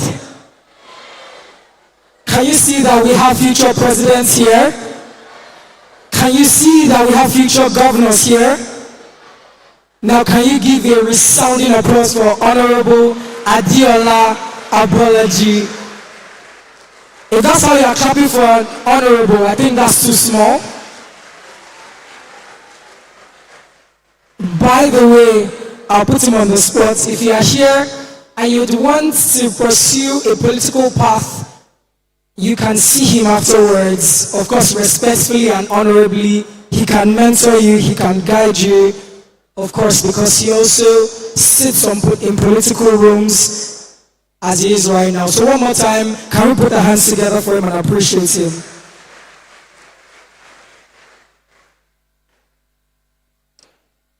Now I'd like for us to specially appreciate the Director of Education Support Service in our midst. Can we put our hands together for Dr. Mrs. Okerafo Akiola? Can we please put our hands together for her?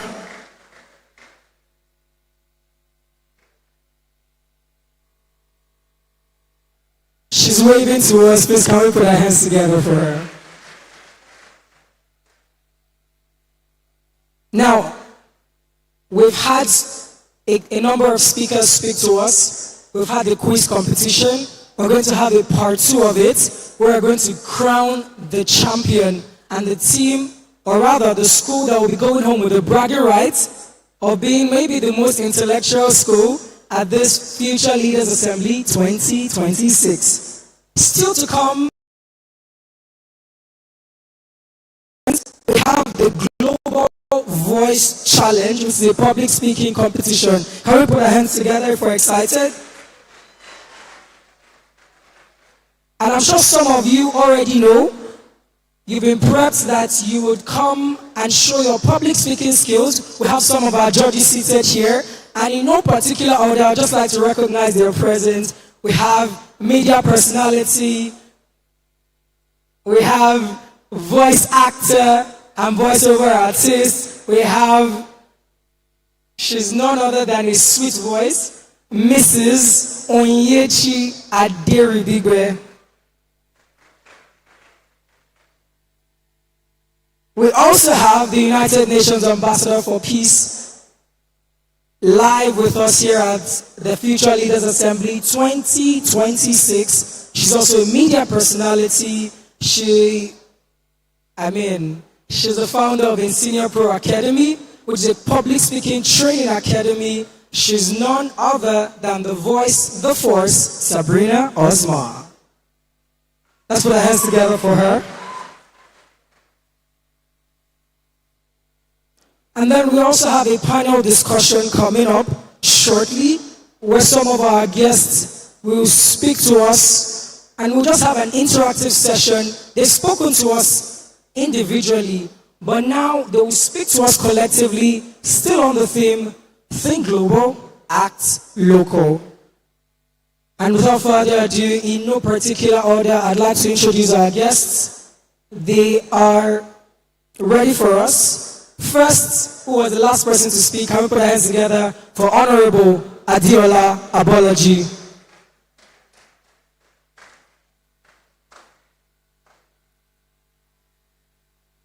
Can we please put our hands together for him? Okay, just before he gets up, also joining us on the panel, we have Juliana. We have Juliana Olayode. Can we please put our hands together for her? And last but definitely not the least, joining us shortly, we have Tolu Lope Tolu Washe. Can we put our hands together for him? Now, before we have the panel discussion, before we have the conversation, our guest will be joining us shortly on stage. I want everyone on here who has been paying rapt attention to the conversation thus far to tell me one thing that has stood out for you in this Future Leaders Assembly 2026. You've heard Juliana talk about her story, how she went from, nothing, and from even a public school setting, and she's now become the Toyo baby you know of today. Did you hear that?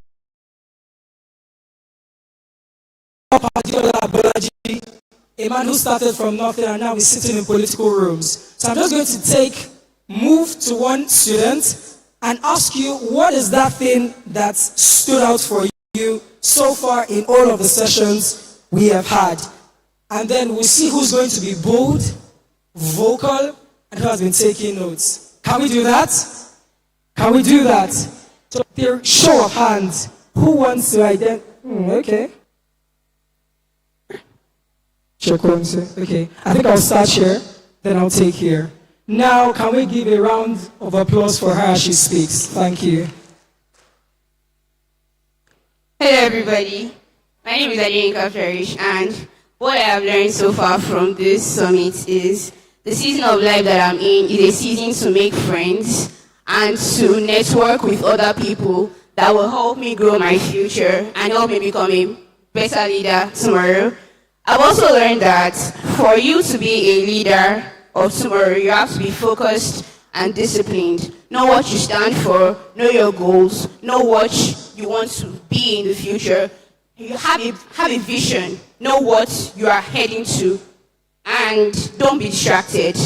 And I also learned to be a leader, you must know your values. Don't let the world compromise your values. Know what you stand for. If you're a Christian, be a Christian, and don't let the world make you like them. Stand for what you are. And last but not least, there is no limitation and there is nothing that can stand in the way of you being a leader if you believe in yourself and know what you can do, and by the help of God. Thank you. Young leaders, do we agree with her? Do we agree with her? Let's put our hands together for her.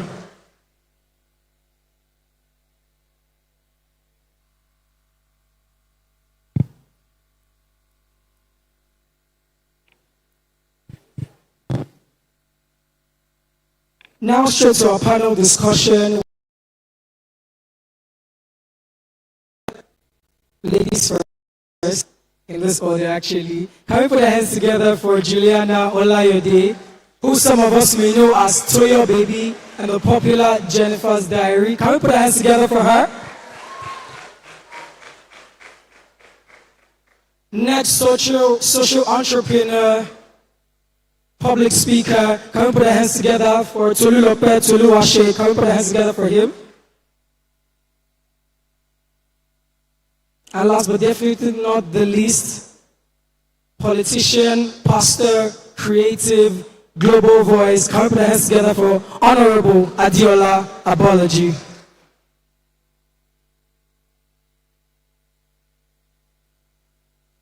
All right, can we get extra mics for her? Thank you.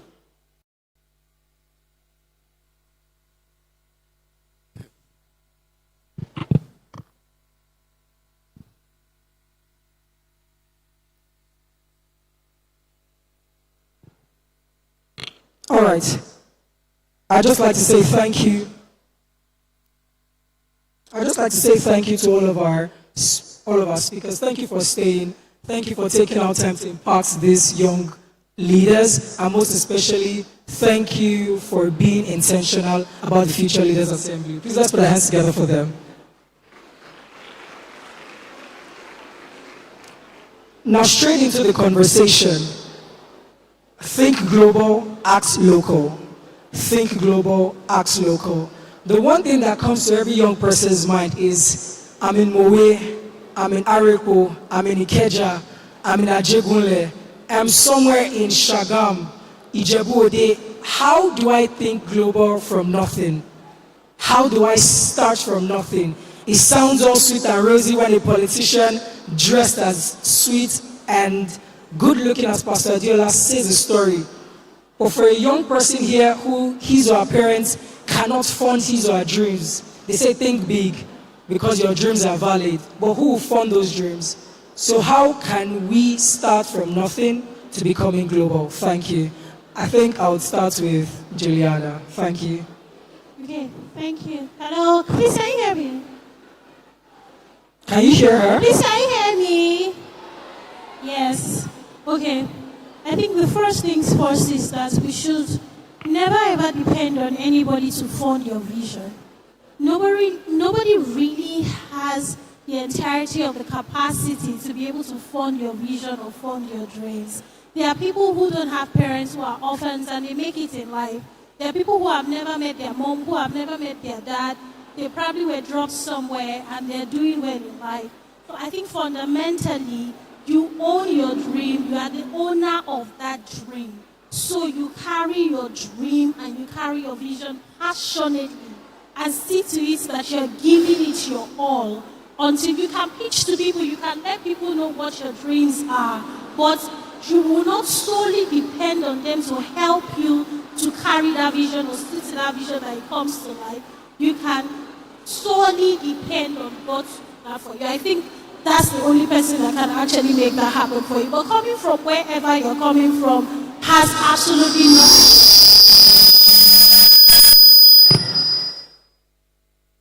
Wherever you're coming from, this is a louder mic.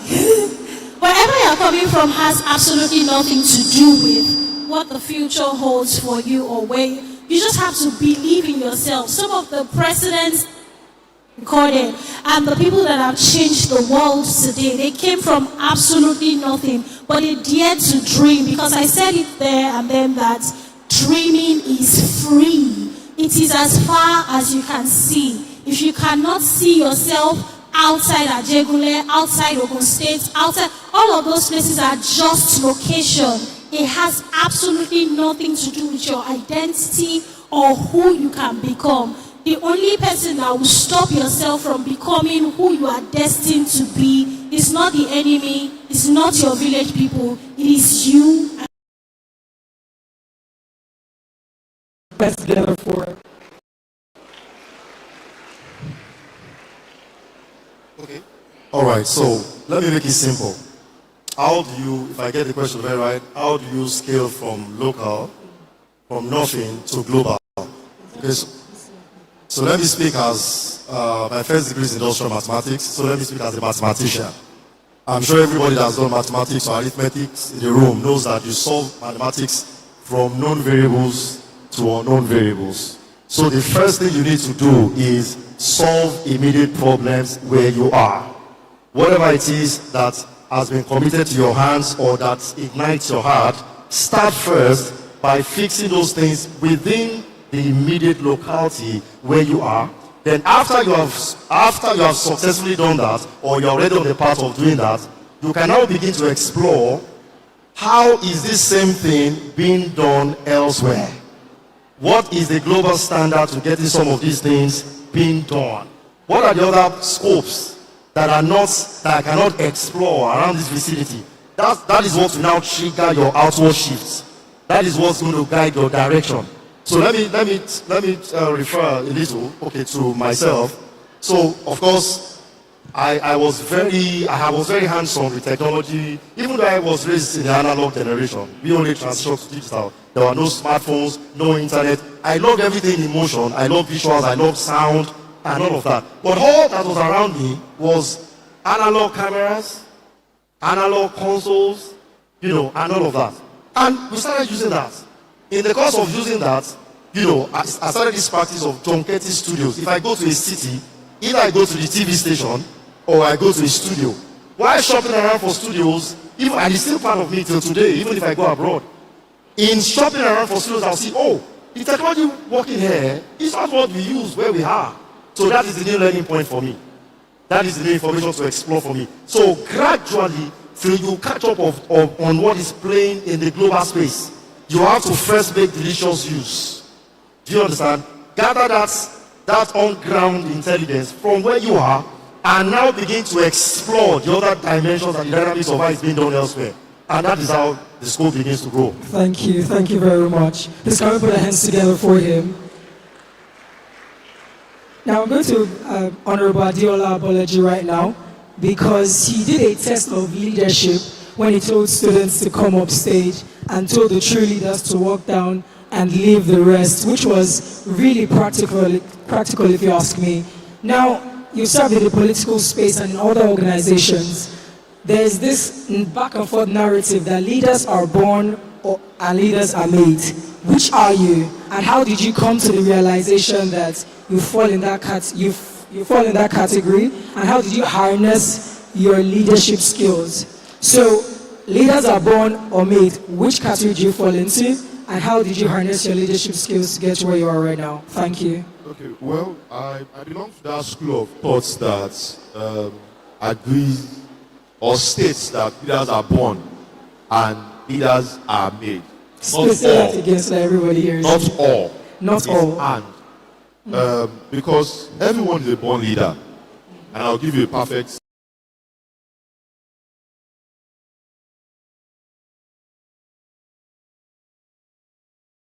about 40 million sperm cells running a race to hit the egg in the woman's body. And for you to win out of 40 million other people from your father, you're already a leader. You carry first position out of 40 people. You stay there 9 months. You're able to stay through the nights of cold. Your mom sometimes will drink cold water, she will drink hot water. Well, it didn't affect you. You were still alive. And they gave birth to you, hale and healthy, after 9 months. You are already a winner and a leader. However, there is also the part where you are also being made by virtue of the experiences of life, by virtue of the exposure you have, by reason of the education that you have, and most especially the relationships that you are able to form and forge on your journey, in your journey of life. So I believe that leaders are born and made along the way. Because if you don't go to school, no matter how destined you are for greatness, if you don't go to school, there will be nothing to validate the knowledge that you have. So, for instance, I pastor a church, but no matter how anointed I am within the RCCG setup, I cannot be promoted to another position unless I go to Bible college. What they are teaching in Bible college, I might know it. What they are teaching in SOD, I might know more than that. I might have preached it in church. But I have to go through that school to validate, to make me a leader. And that is why all of us have to go through school. We have to go through all of this experience to make us leaders as well. So the choice is now yours to decide to be a leader or a follower. That one is yours to make. But everybody is a leader. Because even when you look at the life of Jesus Christ, all of his disciples, they were leaders later on. In their other constituencies, they were leaders. When Jesus would send them on an errand, they would say, oh, this kind cannot go without fasting and prayers and all of that. They were leaders. But when they are with Jesus, they were followers. Okay. Can we put our hands together for Honorable Bolaji? Now, the Future Leaders Assembly, we have a vision of raising leaders for this generation and the next, not just the next, starting with this generation. And there is something that, when I was in high school as well, I once wrote a test, and at the end of when the teacher was assessing, he wrote, you were a leader. But then that didn't mean so much. I was trying to figure out, maybe I understood it at that point. I said, start following me. People see, or people in my class. So we've been able to establish that we are leaders in this room. What next? What next? And I'll start with Juliana. Thank you.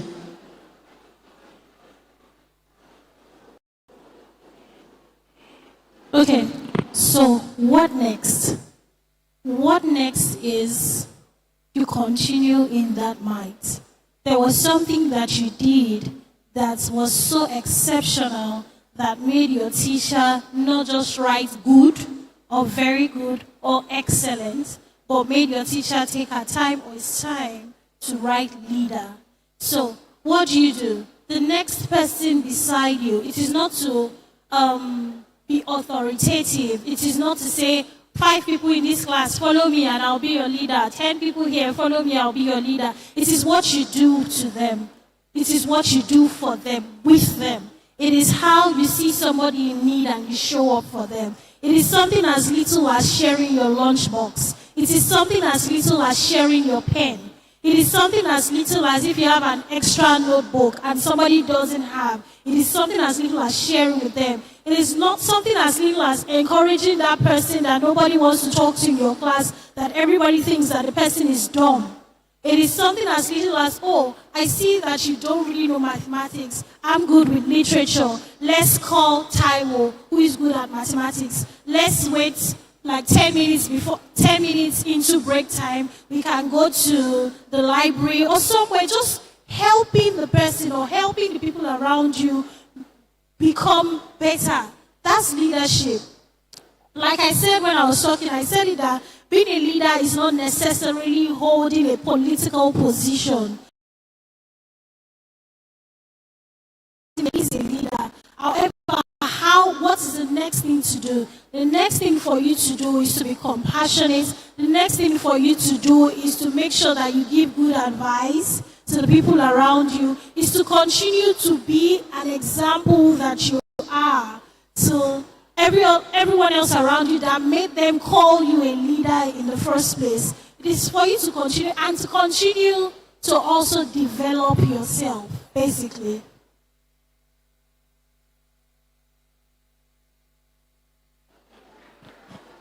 Thank you. All right, thank you very much. Now, on a final note, to every junior school student here, senior school student here, someone who is trying to figure out what phase they are in life, what are your final words to them? What are your final words to them? For someone who's trying to navigate, understanding his or her personality, for evolving, for growing into the leader they want to be, what are your final words for them? Thank you. Okay, for me, if you are in junior school, you are in, there's no time. There's really no time. Because when you were in, what? Yeah, okay. Because when you were in nursery school, they probably told you that when you get to primary school, you have time to play.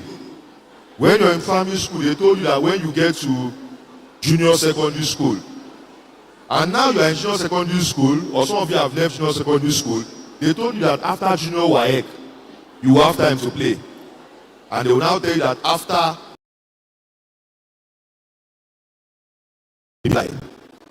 there's no time.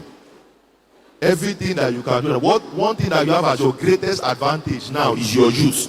You will not be this age anymore. You cannot be this age again. So the greatest advantage you have right now is your youth and the time that you have with you right now. So there is no time. Do everything you have to do, learn everything you have to learn, and the world is a better place for all of us all. Very well said. Thank you very much. Final words? Okay. Let me respond to the last question you asked as my final. Okay, in 20 seconds, please. Okay, so the only way to lead is to serve. The only way to lead is to serve. From serving, you're going to develop competencies that prepares you to take the lead. So I can share a classic story of someone who from photography volunteered for a campaign, volunteered as a he has served as twice as SA, has served twice as commissioner.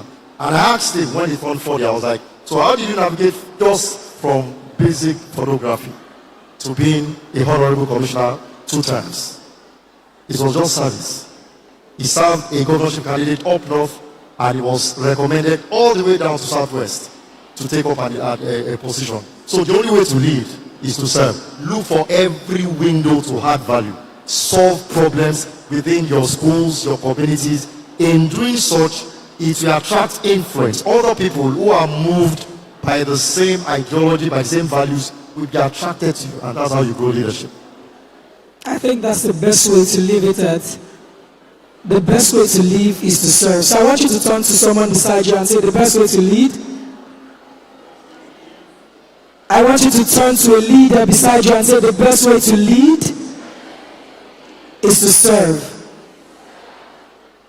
That person did not hear you. Look to another person and say, the best way to lead. The best way to lead is to serve. Now, if you are not too busy, wherever you are, can we give a standing ovation for all of our panelists? Wherever you are, we're going to take pictures with them as well. Is that how you appreciate our panelists? We take pictures. So we just want to take pictures with our guests.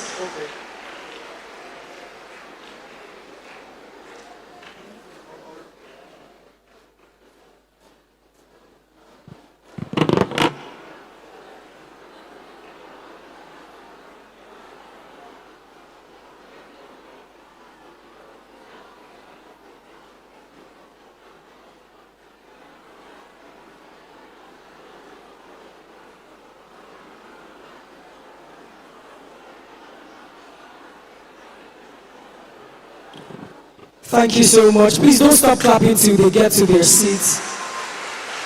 Thank you. Please let's keep the round of applause going. Let's celebrate our panelists. And I would also like you to celebrate my quintessential co-host for handling that panel session so greatly. Please put your hands together. You may please be seated. You may please be seated.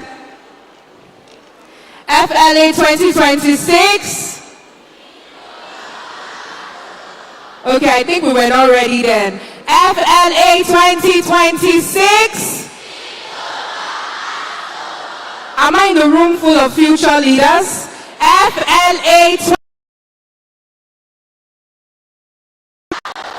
That's right. So over a couple of days ago, we received essay entries for the Global Voice Challenge, and those entries have been shortlisted. I will be reading out the finalists. Once you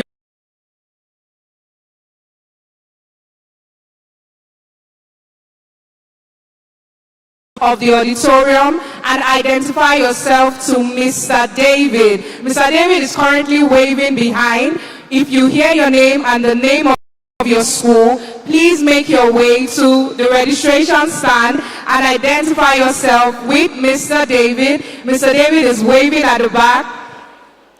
So please decorum so that we can all listen and hear our names. Our first qualifier is Gabriel Daniel. Gabriel Daniel from Countenance Secondary School. Gabriel Daniel from Countenance Secondary School. Golden Eagle Hill Academy. Okori David from the Golden Eagle Hill Academy. Please let's put our hands together as I call the finalists. We have Ogo Eberechi Grace from Oakville Secondary School. Ogo Eberechi Grace from Oakville Secondary School. Ire Tomiwa Adewusi from Rainbow College, Asheshe. Ire Tomiwa Adewusi from the Rainbow College, Asheshe.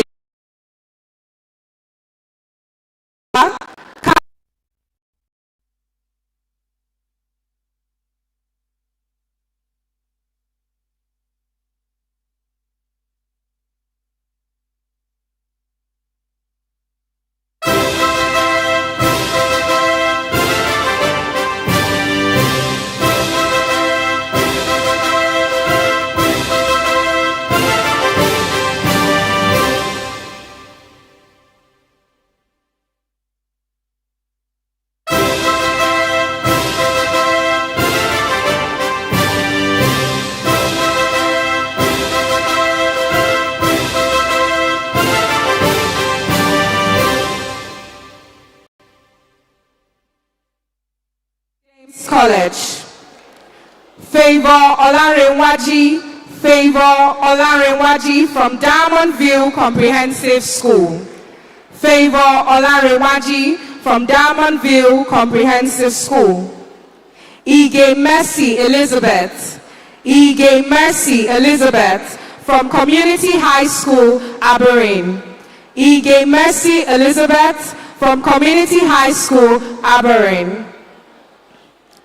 Abiola Amira from Golden Pearls College. Abiola Amira from Golden Pearls College. Abdulganil Muzias Wendy from the Light College.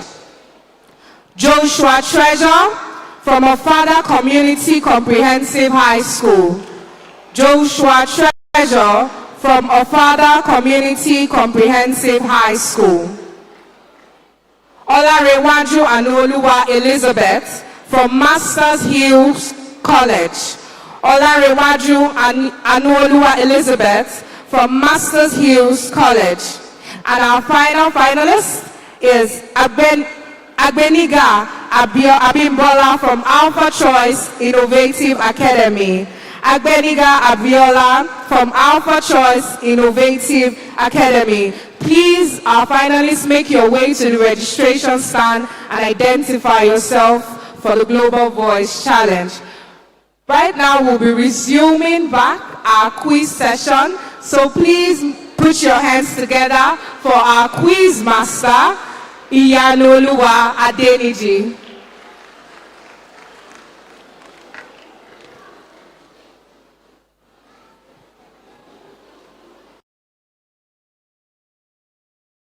Everybody, are you guys ready? Are you guys ready? Loud and clear, are you guys ready? Okay, so quick one. All teachers, please find your way to the welfare stand. We'll need your attention there. And all students are expected to please be seated right now. All students, please be seated right now while the teachers go to the welfare stand to do the necessary. Now, my 5 contestants should please come forward. They are qualified for the final stage of the quiz. Please come forward very quickly, wherever you are. Do that in about 10 seconds. Wherever you are, come forward very quickly. Please, as they are coming, appreciate them, appreciate them. Put your hands together, put your hands together, put your hands together. If you believe that they are doing well, appreciate them now. I know we are tired, but we can do better. Okay, so I have just 2 participants. I think we are about 6. I don't know where the last 4 are. Please, if you are coming, work faster, work faster. Thank you, because of time. Please approach the podium.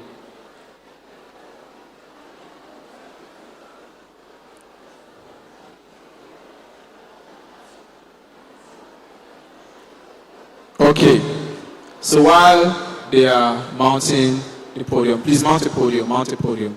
Thank you. Now, listen up everybody, can you hear me? If you can, say yes. If you can hear me, say yes. Good, louder. If you can hear me, say yes. Now, let's do a quick dry run. If you believe that our first contestant will be the winner, say yes. Okay.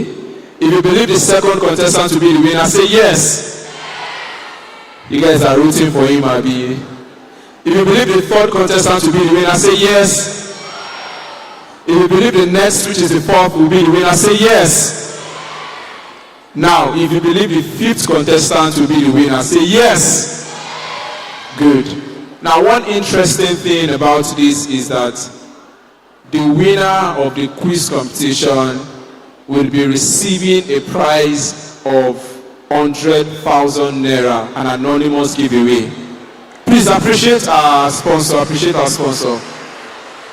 Now, this wasn't part of the package, but just because you all did exceptionally well at the first phase, our anonymous sponsor said that anyone who wins the quiz competition will be going home with a sum of 100,000 naira. Now, are you guys ready? Not yet, are you ready? Yes, sir. Now, listen up. I have 1 to 20 questions, and you are to answer the question in 10 seconds.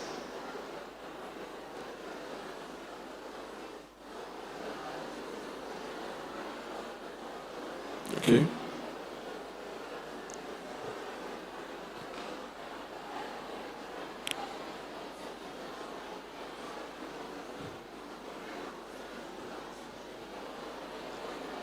All right.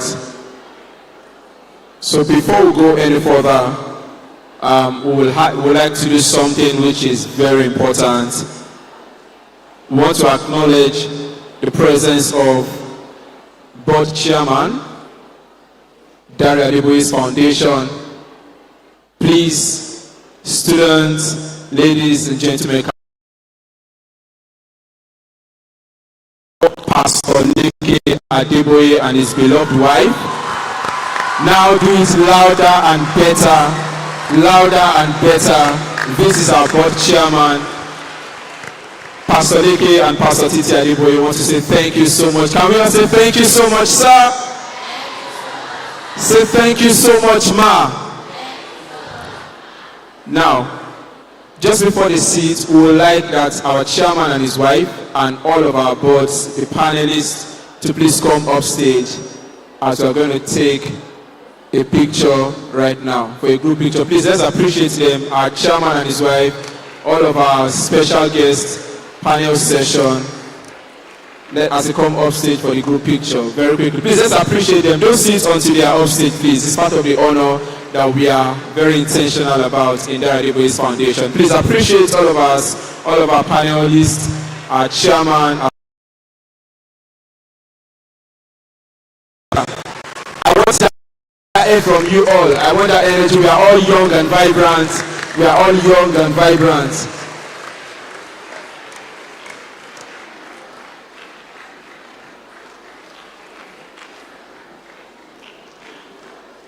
Thank you, sir. Thank you, ma.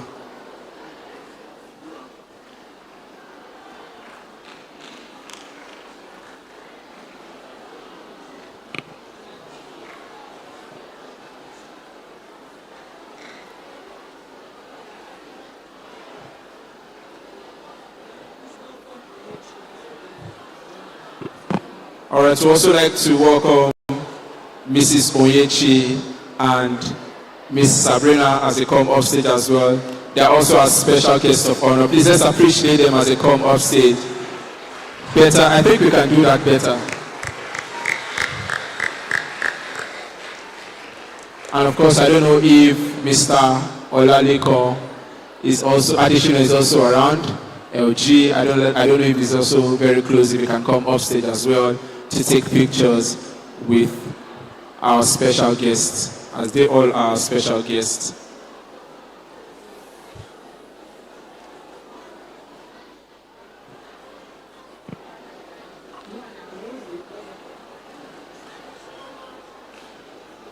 Thank you so much. Thank you so much, sir. Thank you so much. Please appreciate them as they go back to their seat.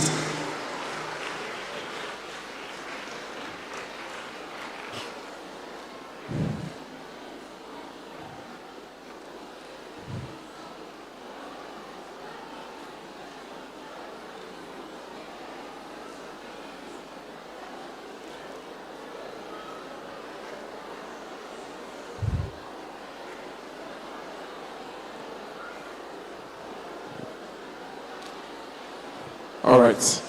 Thank you so much. You may please be seated. Please let us maintain decorum. Those in the gallery, let us all be seated, please.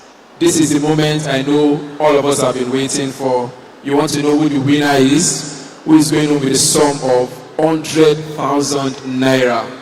Now, let me say this ahead. Whoever wins is my best friend. Right? Right? Whoever wins, we show ourselves love. Is that true?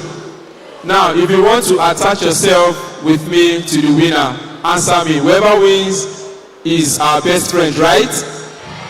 Good. I like that lady there. I can see you, don't worry. When the winner is announced, we'll probably meet the winner together. All right. So listen attentively, please. We have just 4 stages. You have to pick a number from 1 to 20. And once you pick a number, I would ask you the question. You have to process it and then give just one answer. There is no room for 2 answers. Once you pick one answer, that is your final answer. So there's no an option where you're picking A and you're not like, oh, I'm sorry, I'm picking B. Is that clear? Is that clear? All right. So from 1 to 20, contestant number 1, pick a number. Question 1. Question 1. Please listen attentively. What is the largest ocean in the world? A. Atlantic Ocean. B. Indian Ocean. C. Pacific Ocean. D. Arctic Ocean. Your time starts now. Pacific Ocean. Pacific Ocean. Is that your final answer? Your final answer is Pacific Ocean, and that's correct. if they are correct, applaud them well. So let's do that one more time.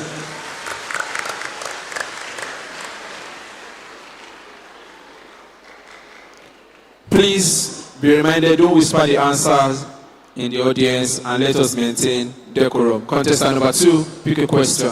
Question 7. Question 7. How many member states are currently in the United Nations? A, 150, B, 193, C, 210, D, 120. B, 193. B, 193. I'm sorry, but that's correct. Please let us appreciate him.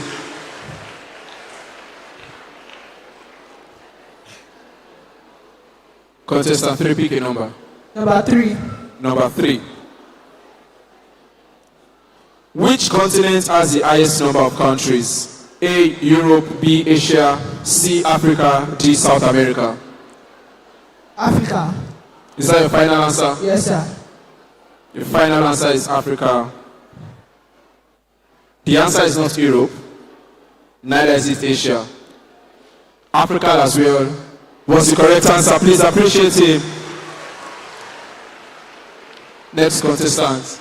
Question number 15. Question number 15.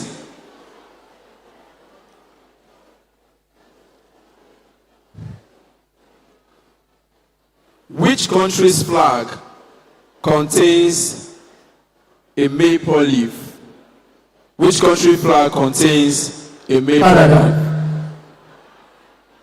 Please, in as much as I believe that you know the answer, let me run through the options first before you pick your answer. Well, you've locked in Canada. Is that your final answer? Is that your final answer? Yes. Final answer is Canada. Canada is correct. Please let's appreciate it. Next contestant. So number 5. Number 5. In what year was United Nations founded? A, 1990, B, 1945, C, 1960, D, 1985. B, 1945. B, 1945. Is that your final answer? Final answer, B, 1945, and that is correct. Please appreciate him. Next contestant. Question 2. Question 2. What is the capital city of Canada? A, Toronto. Ottawa. D,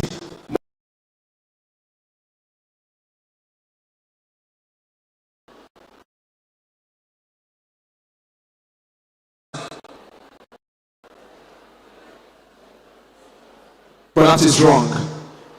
Vancouver is not the answer for this question. The answer is Ottawa. Please appreciate him one more time. Next contestant. Question 10. Question 10.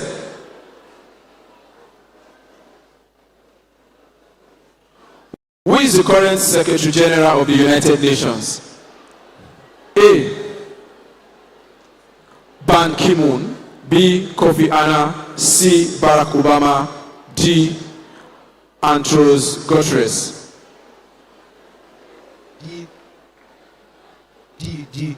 What is D? I didn't hear what you said. Are you sure that's your answer then? No, I asked for like, what's the question you said? The option D is Antonio Guterres, sorry. Antonio Guterres, is that your final answer? Yes. And that is correct. Please appreciate it. Next contestant. Question 14. Question 14. Which African country is known for, listen attentively please, one house. Which African country is known for the pyramids? A, Morocco. B, Sudan. C, Algeria. D, Egypt. D, Egypt. D, Egypt. Is that your final answer? Yes, sir. And that is correct. Egypt is the answer. Next contestant. Question number 4. Question number. Who wrote the book Things Fall Apart? A. Decorum, please. A. Wale Soyinka. B. Ben Okri. C.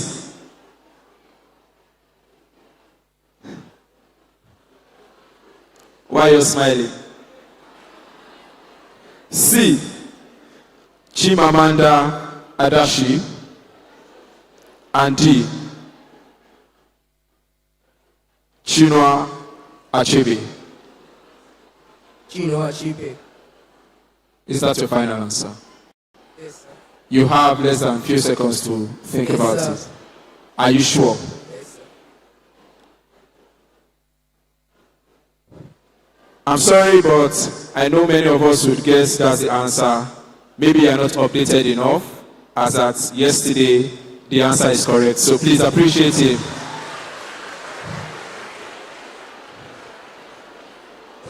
Now, before we move any further, can you please appreciate all of these contestants one more time?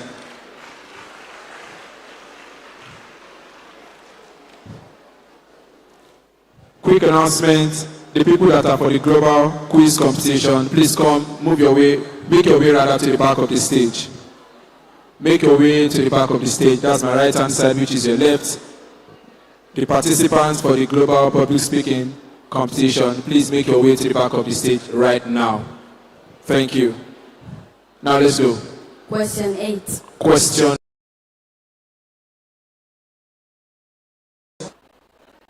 I've not asked you a question. Are you sure? Yes, sir. Okay, so pick a number. So number 20. Number 20.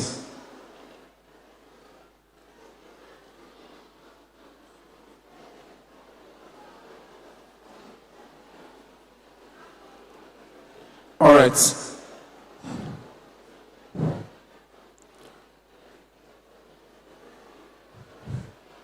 So before we move any further, we are done with the first phase of this quiz. So please, contestant number 1, please, you can go to your seat as you have been eliminated from this stage. Please appreciate him.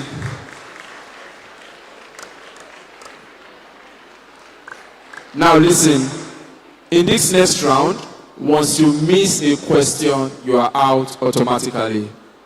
Before proceeding to the next question, once you miss a question, you are out automatically. Now, number 20, right? What is diplomacy? A. Fighting between two countries. B. Military training. C. Political campaign for unity. D. Peaceful management and relationships. What's the question? A. Fighting between countries. B. Military training. C. Political campaign for unity. D. Peaceful management and relationships. D. What's D? Peaceful management of relationships. Peaceful management of relationship. Are you sure? Yes, sir. And you don't think it is political campaign that fosters unity? No, sir. At this stage, we mentioned earlier that once you miss a question, you are eliminated. So I guess is appreciative. Next contestant. Question 6. Question 6. Where is the headquarters for the United Nations located? Where is the headquarters of the United Nations located? A. Geneva. C. New York. C. New York. Is that your final answer? Yes, sir. Final answer, C. New York. C. New York. Yes. But that's correct. Please appreciate him. This is our second round. Please don't forget. This is our second round. Question number 8. Question number 8. What does SDG stand for? A. Sustainable Development Groups. C. Sustainable Development Goals. And D. Security Development Goals. C. Sustainable Development Goals. Did you say gold or goals? Goals. Does the goals have S or not? There is S at the back of the goal. And is that your final answer? Yes, sir. There is room to pick another one. No.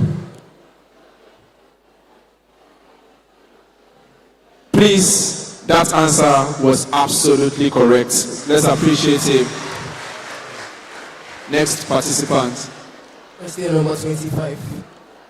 We have just question 1 to 20. 21. We have just question 1 to 20.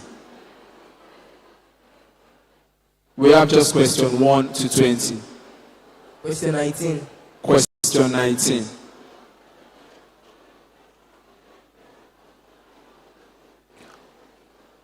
What is the capital city of Australia? A. Sydney. B. Melbourne. C. Canberra. And D. Perth. Option B. What is your option B? Melbourne is option B. Is that final answer? Yes. Your final answer is Melbourne, option B, and that is absolutely wrong. Please appreciate him as he goes back to his seat.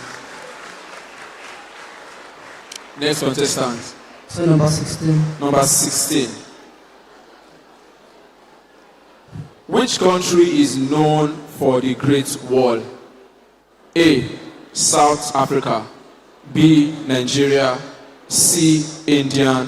D. China. D. China. Is that your final answer? Yes, sir. Final answer, China, and that is correct. Please appreciate it.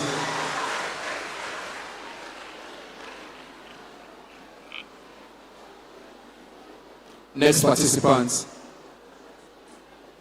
Sorry, I can't hear you. Can you use the first mic? Thank you. Question 17. Question 17. Gone. Question 14.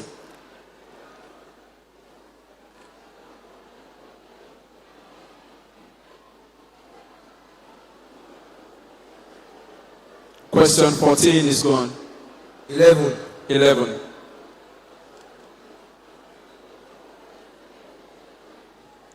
Which country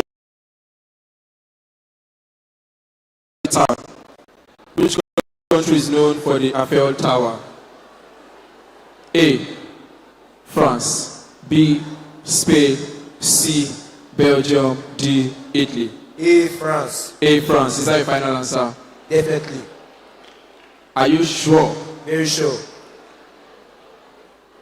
Your colleagues are clapping for you already. I don't know why, but I'm sorry, that was actually correct. I'm not sorry, actually. Next contestant. Question 13. Question 13. Which country is famous for sushi? A. China. B. Thailand. C. Japan. D. Korea. Japan. Japan is the final answer. Yes, sir. And that is correct. Japan is the right answer. Next contestant. Sir, question 12.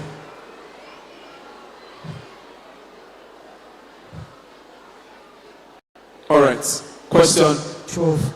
Question 12.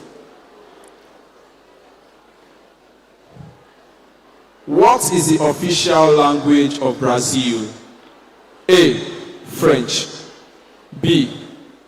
Portuguese. C. Spanish. D. English. B. Portuguese. B. Portuguese. Is that your final answer? Yes, sir. Portuguese is the right answer. Please appreciate him.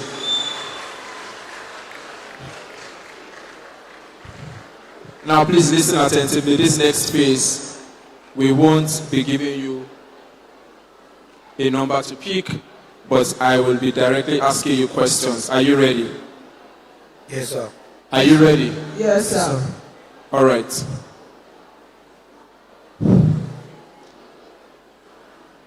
Just before we proceed, can you just in 10 seconds appreciate and encourage these wonderful contestants? They'll be doing so well.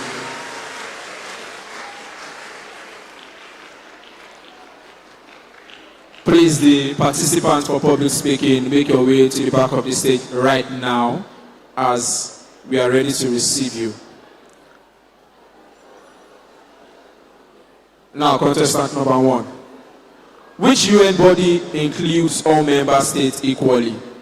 A. Security Council. B. Secretariat. C. General Assembly. D. ICJ. C, General Assembly. C. General Assembly. Is that your final answer? Yes, sir. And you're sure it's not Security Council? That's the answer. General Assembly is actually the correct answer. Please, let's appreciate him.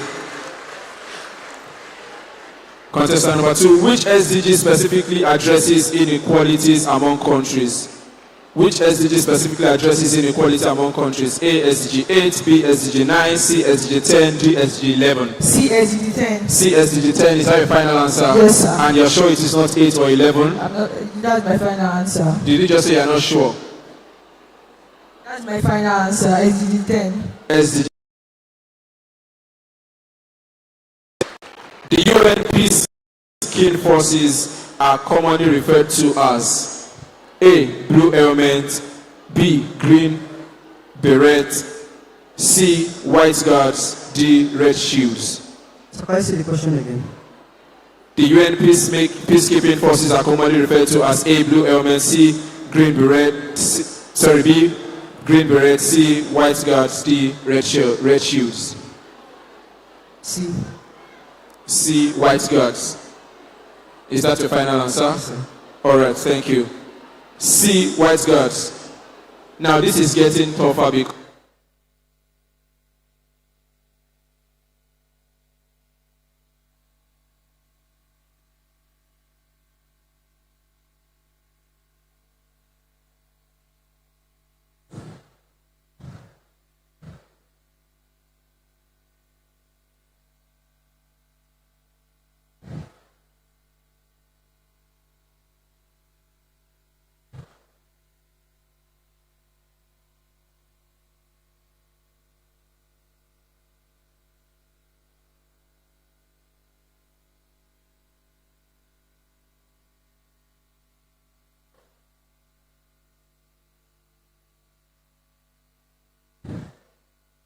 so you picked C, which is white guards.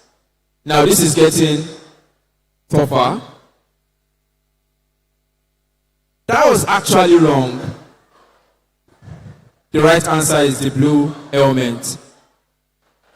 Please appreciate him as he goes back to his seat. Please, contestant number 3, please make your way to the back of the stage. That's our third position automatically. Now, we are getting to the final round. Contestant number 1, what's your name and the name of your school? I say my name. Yes, and the name of your school. My name is Emmanuel Olagoke and I am from Peaceville International Academy. Emmanuel from Peaceville International Academy. Peaceville student, please appreciate your contestant, your representative. But in all, everybody, let's appreciate Emmanuel. Let's appreciate Emmanuel. Contestant number 2. Yeah. My name is Onofie Victor. I'm from Transformation International School. Victor from Transformational International School. Please appreciate Victor once again.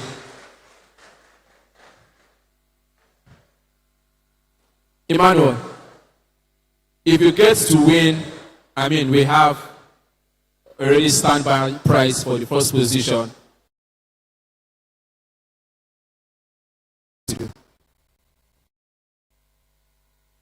I don't know yet. We'll wait and see if I win or not. We'll wait and see. If I win or not. Don't you think you want to buy a car with it? Or probably build a house? Okay, you want to wait and see. How about you, Victor? I would like to balance up my school fees. You would like to balance up his school fees. Now we have 2 representative different purposes. Let's see who is going to go with this wonderful prize. Now, this final stage, there are no options. I'll just ask you the question and you will give the answer. Are you ready? Are you ready? Yes. All right, so I'll start with contestant number 1. Emmanuel, the UN currently has how many member states? So I can repeat the question. The UN currently has how many member states? 193. 193. Is that your final answer? Yes, sir. Well, Emmanuel has actually tried because this was a very good one. Victor, well, but 193 is actually correct. The UN currently has 193 member states. Please appreciate Emmanuel once again. That was good. Victor, which continent has the highest number of UN member states? Africa with 54 members. Africa with 54 members. Victor, Emmanuel has actually tried, so I'm going to say a congratulations to Victor, but that was correct. Africa is the correct answer. Now, this is getting interesting, yes or no? Do you love what you're seeing, yes or no? Who are you rooting for, Emmanuel or Victor? I am personally rooting for the both of them, and as I looked straight, I saw Pastor Leke and it was like both of them. So whatever our chairman says is what I will follow. So when I ask you one more time, I want you to say both of them. Who are you rooting for? That's it, because we don't have losers, but we have winners. Now let's go.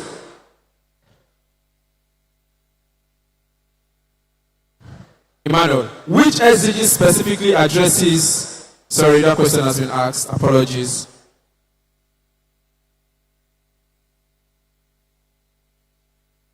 Which phrase best describes the vision of SDG?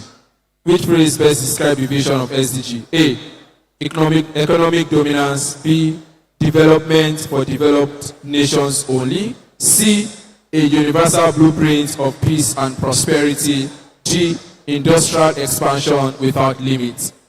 Can I say it again? The options. A, economic dominance. B, development for developed nations only. C, a universal blueprint for peace and prosperity. D, industrial expansion without limits. C. C, a universal blueprint for peace and prosperity. That was correct.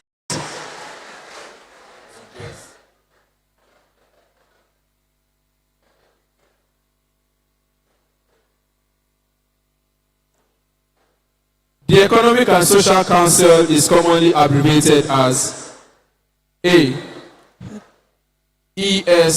ESCWA, B, ECOSCO, C, UNESCO, D, UNEP. B is actually the correct. I mean, who is going home now?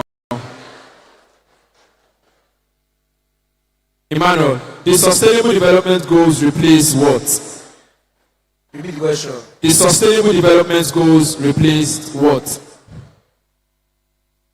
Replace. I don't hear you. The Sustainable Development Goals replace dash.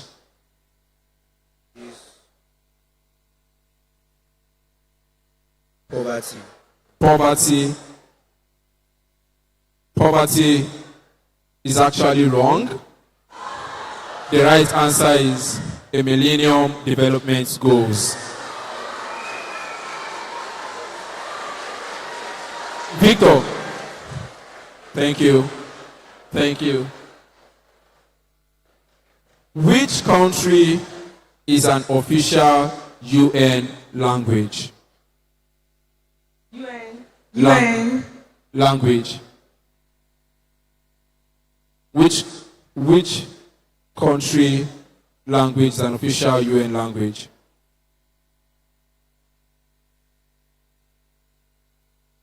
China, Chinese. China, Chinese.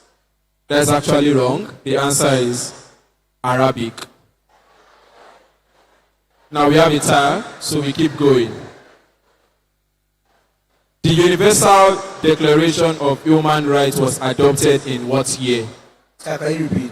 The Universal Declaration of Human Rights was adopted in what year?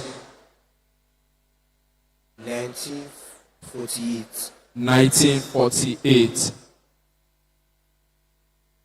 You were actually close because it is not 1940, neither is it 1945, it is not 1947, neither is it 1949, but 1948 is absolutely correct. Let's go. Yes, let's go. Please appreciate Emmanuel one more time. That was good. That was good. The UN agency that focuses on global health is what? WHO. World Health Organization. That was correct. Please appreciate it. Which organization succeeded the League of Nations? Which organization succeeded the League of Nations?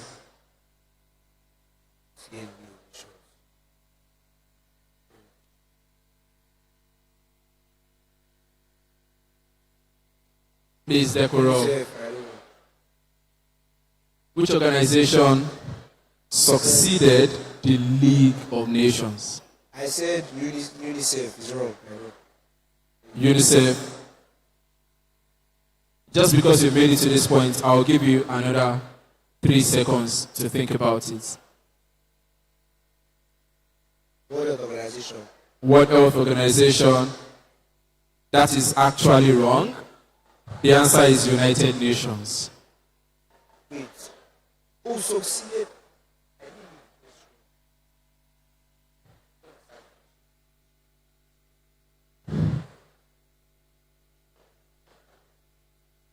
Which SDG promotes affordable and clean energy? Which SDG promotes affordable and clean energy? SDG 7.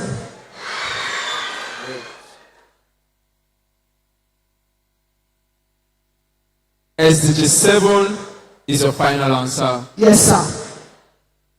I mean, we can keep going on and on. SDG 6 is not correct. SDG 8 is not correct. SDG 9 is not correct. SDG 7 is actually close. Is actually close. SDG 7 is actually close. But if you had said SDG 5, I would have probably congratulated you, and that wonderful applause would have been necessary for you. But I'm so sorry, Victor. SDG 7 is actually correct!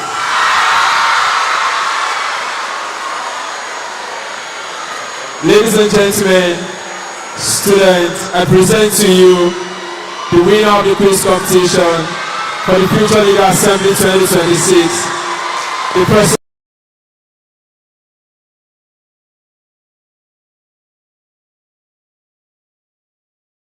That was a good one. So please, contestant number 1 and 2, make your way to the back of the stage as we recognize you. Please appreciate them as they go back to their seats. Thank you so much, everyone, for doing this with me. I'm personally glad that we did this together, and if you know that it's worth the time, please appreciate yourself one more time. FLA 2026. FLA 2026. One more time, a round of applause for all the participants and the winner, and also for our quiz master. Please celebrate your representatives. Very quickly, we'll proceed into the last competition for today's event, the public speaking competitions. Our finalists are ready. Our judges are also ready. I would like to introduce our judges for the second time. And as I introduce them, please let's give them a resounding round of applause. Our first judge is a United Nations Peace Ambassador and an international compere. Please put your hands together for Miss Sabrina Osman. Our next judge is a premier event host and the creator of the memo. Please put your hands together for Mr. Olalekan Adeshina. And our final judge for the public speaking competition is a corporate compere and a branding marketing expert, Mrs. Onyechi Aderibe. The judges will be making their score. They'll be scoring the contestants based on their content, their clarity, their delivery, and also their appearance. Could the contestant please make their way to the stage? Contestants, please make your way to the stage. They will be giving a presentation on how young people can shape Nigeria. A Global Voice Challenge presentation on how young people can shape Nigeria's future in a global world.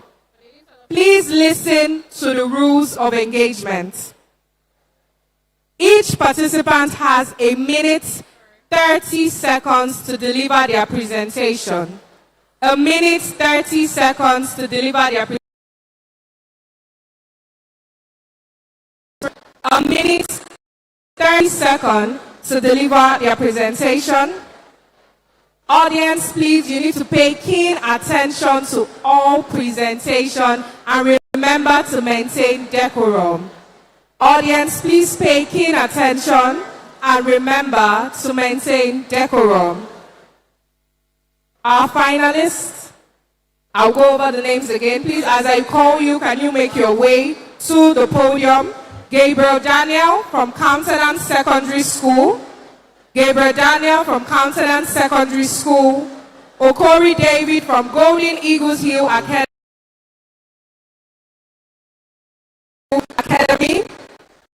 Ogo Eberechi Grace from Oakfield Secondary School.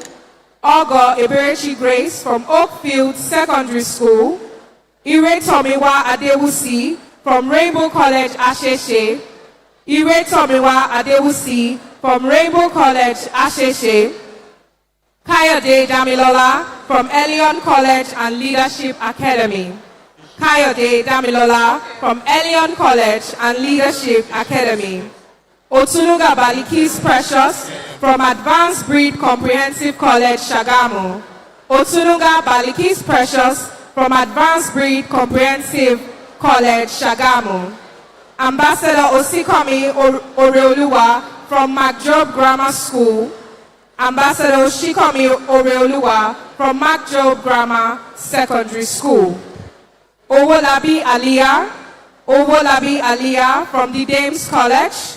Owolabi Aliyah from the Dames College. Favor Olarewaji from Diamond View Comprehensive School. Favor Olarewaji from Diamond View Comprehensive School. Ige Mercy Elizabeth. Ige Mercy Elizabeth from Community High School, Aberrin. Abiola Amira from Golden Pearls College. Abiola Amira from Golden Pearls College. Abdulganil Muzias Wendy from Delight College. Abdulganil Muzias Wendy from Delight College. Joshua Treasure from Ofada Community Comprehensive High School. Joshua Treasure from Ofada Community Comprehensive High School. Olarewaju Anuoluwa Elizabeth from Master Hills College. Olarewaju Anuoluwa Elizabeth from Master Hills College. And finally, Agbeniga Abiola from Alpha Choice Innovative Academy. Agbeniga Abiola from Alpha Choice Innovative Academy. Once again, the judges will be judging based on the content of your presentation, the clarity of your presentation, the delivery of your presentation, and also on your appearance. Contestants, you have 1 minute, 30 seconds. Once it is time, I would stop you. You have 1 minute, 30 seconds. Okay. Judges, are we ready? Almost, not yet. Almost. Decorum, please. Decorum, please. Please listen, pay keen attention as they make taking attention as they make their presentation. Finalists, while making your presentation, please state your name and your school before you proceed. You state your name and your school so the judges can take note of it. Judges, are we good to go? We'll need a few more minutes, please. Please let us maintain decorum. Let us maintain decorum. The finalists will be giving us a presentation based on how young people can shape Nigeria's future in a global world. The judges will be judging based on the content, the clarity, the delivery of their presentation, and also their physical appearance. Finalists, are you ready? Remember, you have 1 minute 30 seconds.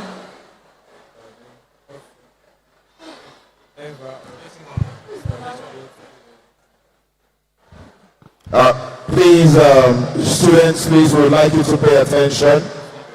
Please, can the hall be quiet? Please, can we have silence in the hall? Please, can we have silence in the hall? The more you are speaking, the more noise we have in the hall, the more disadvantaged your school will be. If you want your school to come first or to top the public speaking competition, please, can you be quiet? Okay. Now, please, I would like you to listen to what the judges will be working with again. Please, listen attentively to what the judges will be working with again. Contestants, please raise your heads. Contestants, please raise your heads. You can wave at the judges. Wave at the judges. Contestants, wave at the judges. All right, thank you very much. So please, I would like you to pay attention to what the judges will be working with. And also, when you want to speak, remember that you do not, there's a microphone there. There's a handheld microphone for you to use. Okay? You do not have to come all the way to the lectern for the F's. Just stand in the middle. Okay? Contestants, are you with me?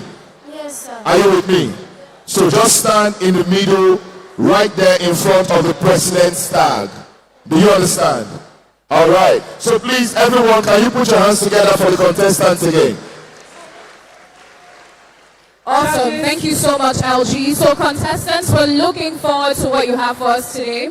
Once again, in addition to what the MC has said, what we will be judging you based on is your dressing, your proficiency, your pronunciations, your presentation and delivery, audience feedback, and of course your content. Do we have that clear? So please don't be distracted by what's going on around you. Remember your training, and we wish you all the best. Judge Sabrina, do you have anything to share before they start? Hi, everyone. Hi. Can you all hear me? Hi, everyone. Thank you so much. So I expect all the contestants to be excellent in their delivery, straight to the point. And of course, if your school is represented here, please, we want you to cheer everybody up. So if you're from Mark Jones Secondary School, make some noise. Now, I don't think so that's, can you all hear me? Can you all hear me? Yes. So if you're from Mark Jones Secondary School, make some noise. Amazing. So we need you all to please cheer them up, and then we're wishing you all the best. We look forward to receiving the best participants on this platform. Thank you very much. Okay. Contestants, you have exactly 30 seconds to make your presentation. So could the media please change the time from 1 minute 30 seconds to 30 seconds. Contestants, you have just 30 seconds to put your best foot forward. So do not forget, once it's your turn. Sorry, please. I thought they had 1 minute 30 seconds. The time has been changed. To 30 seconds. to do what? To present. 30 seconds. Stop. Alright, so we wish you guys all the best though. If it's Sorry, I want to speak for the contestants. Contestants, the judges are now getting into agreement that instead of giving you 30 seconds to make your case, we want to make it at least 1 minute. Contestants, so please, what do you say? Thank you. The Foundation that we should give the contestants 1 minute each. Okay. 1 minute. 30 Media, seconds, please, can we I think, change will the be a 30 lot of seconds to pressure. 1 minute? Thank you. So contestants, once I call your number, please introduce yourself and your school, and the timer starts. Remember, you are coming forward. You are coming from behind the podium, and you're going to stand here and make your presentation. Are we ready? So in no particular order, please state your name and your school. Good day, everyone. My name is Olara Favor, contestant 9 from Diamond View Comprehensive High School. We live in a globally digitalized world. Young leaders, young people should be digitally literate as technology is the future of our generation. Young people should also strive to take more opportunities.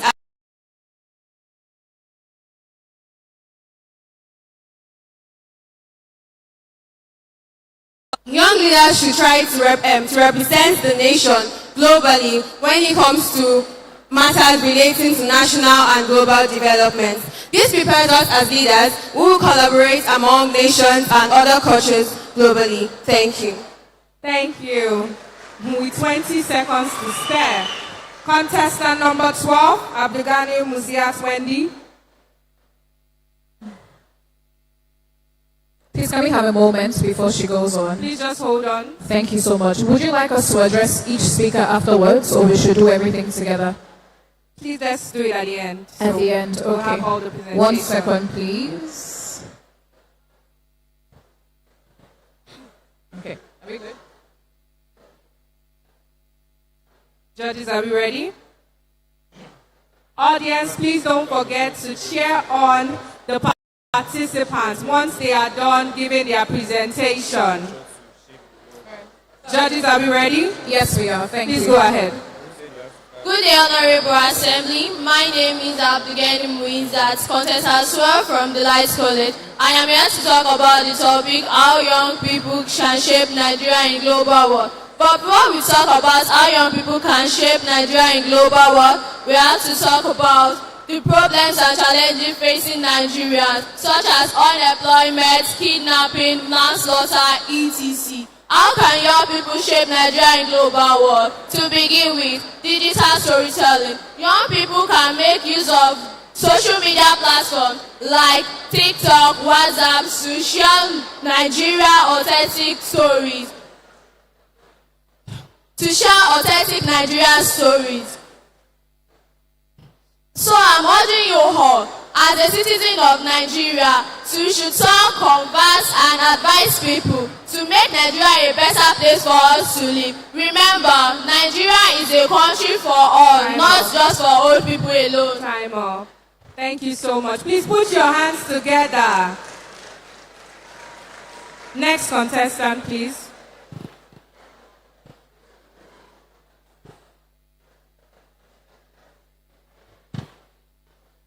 Please hold on while we wait for the judges.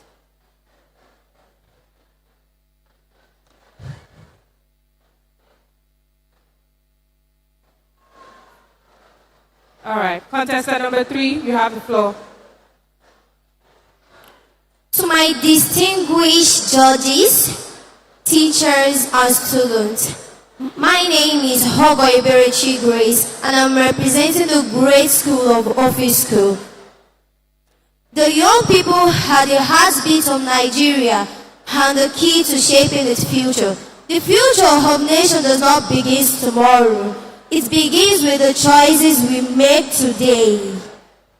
As youths, we can shape Nigeria through education, discipline, innovation, and hard work. when young people study seriously and develop useful skills. By learning useful skills, business are using technology positively, and Nigerians can use employment and promote development. In conclusion, youth can rise with determination and integrity. Nigeria will become greater. Thank you. Thank you. Next contestant. Please remember, contestants, to say your name and the school that you represent. With a heart full of passion and a voice prepared to speak, I greet this honorable gathering of mine, this, Mr. Chairman, distinguished judges, and my fellow students. Standing before you today is a mercy, representing my prestigious school, Community High School Abre.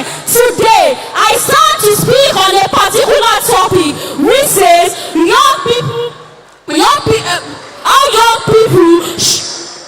how young people should learn to speak. Let's not dive into the world. How can young people rule the world today? Firstly, entrepreneurship and innovation. When our youth are entrepreneurship, we don't wait for the government. But when we are innovating, we stand on our feet to cater for ourselves. Our Nigerian youth, please, I beg of you, let's stand on our feet, not to wait for the government, but to stand on our own. Thank you.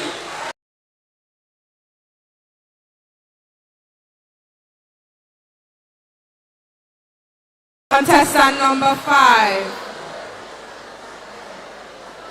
Judges. Contestant number 5, you may proceed. Good day, everyone. I'm Dare Adeboye, representing Elion College and Leadership Academy. I'm here to speak on the topic how young people can shape Nigeria's world. Oftentimes, young people are being told that they cannot rule the world. This has created a toxic stereotype that young people are immature to shape the world. Most times, young people have the power to shape the world through technology, by building, through technology, by entrepreneurship, and by helping the world. Nigeria's future depends solely on young people who are creative, helpful, and can think global and act local. Thank you. Sorry, please, what's your name? That is contestant number 5, Kayode Damilola. Kayode Damilola. All right, thank you. Next contestant, please. Please, can we have a moment before he or she starts? Next contestant.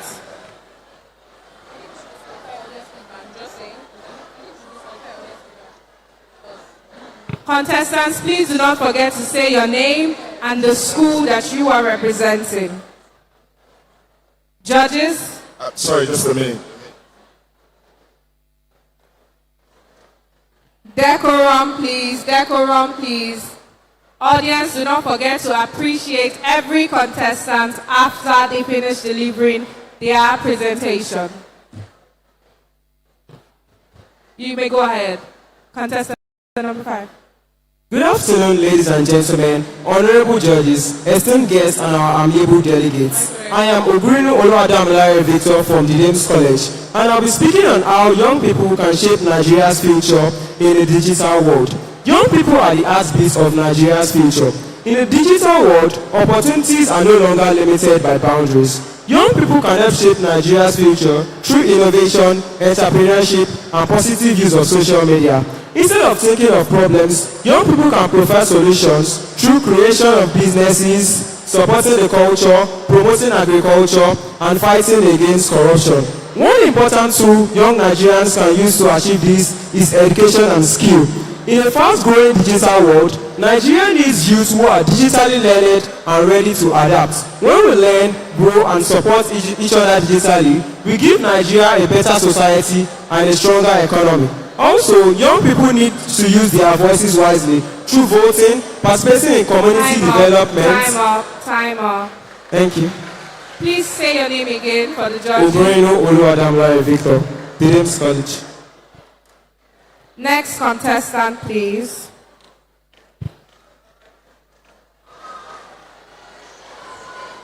Please hold on. Judges, you may proceed. Good day, everyone. My name is Okori David, and I'm here to represent my school, Golden Eagle Youth Academy. And I'm going to talk on the topic that says how young people can shape Nigerian future in a global world. In Nigeria, young people occupy 70% of the country's population, and they can shape the future by, number one, they can become the producer, not the consumer. They can produce a lot of things like Money Point. Money Point was produced by Nigerian, and now it is a significant bank that most of the people use in their businesses. Two, create positive awareness through the positive use of social media. You can create some awareness through social media. Thank you. Time up. Please state your name. Contestant number 7.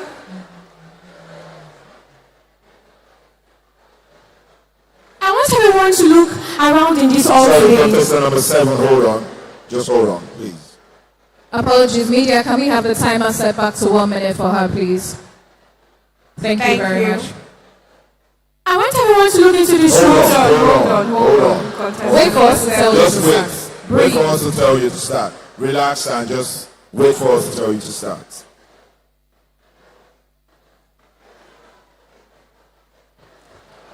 What's your number again? What's your number? Contestant number 7. Judges, are we ready? You may proceed. I want everyone to look into this hall today. We are the future.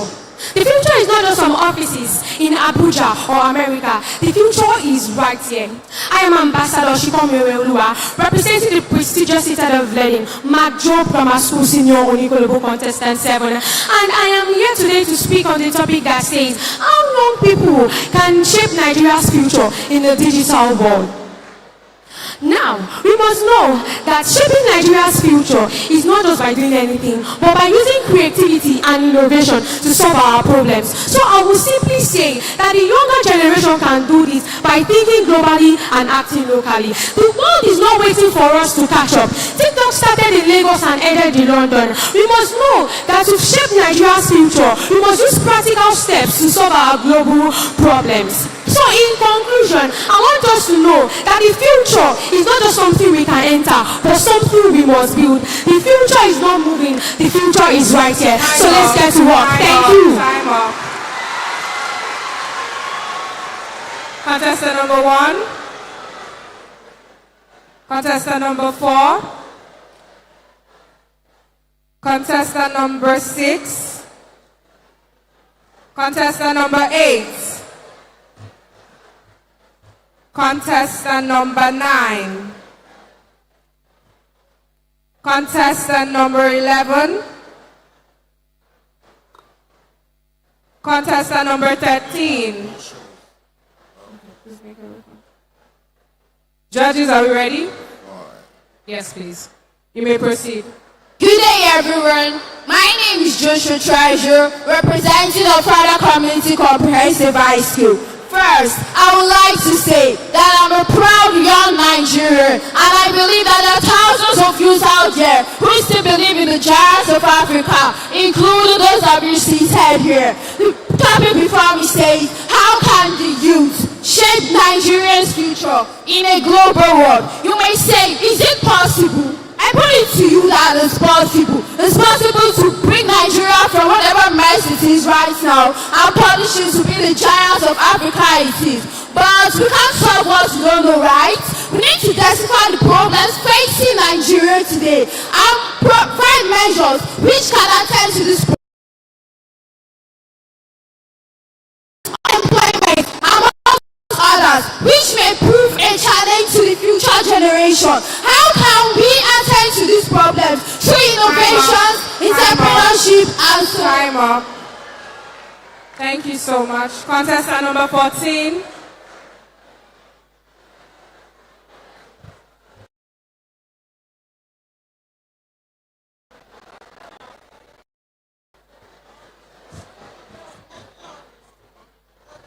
Judges, are we ready? Contestant number 14, you may proceed. Go on, go on. Please, can we have a reset on the clock while we fix our mic?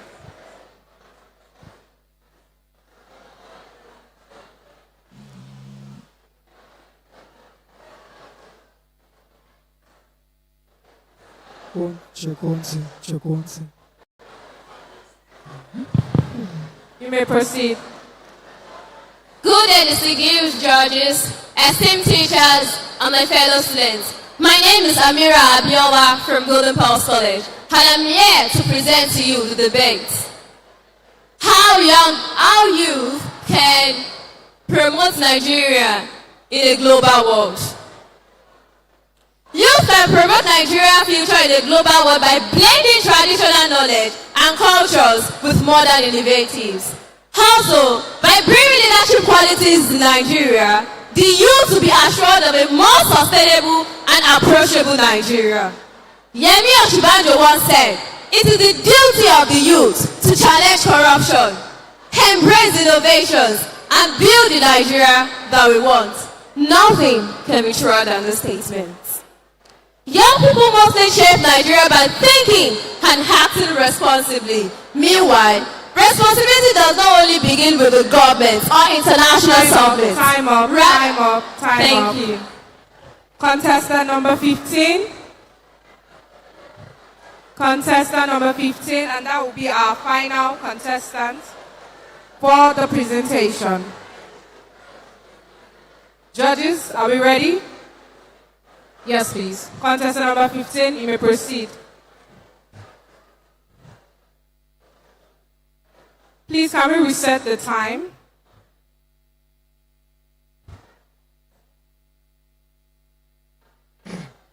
Hello.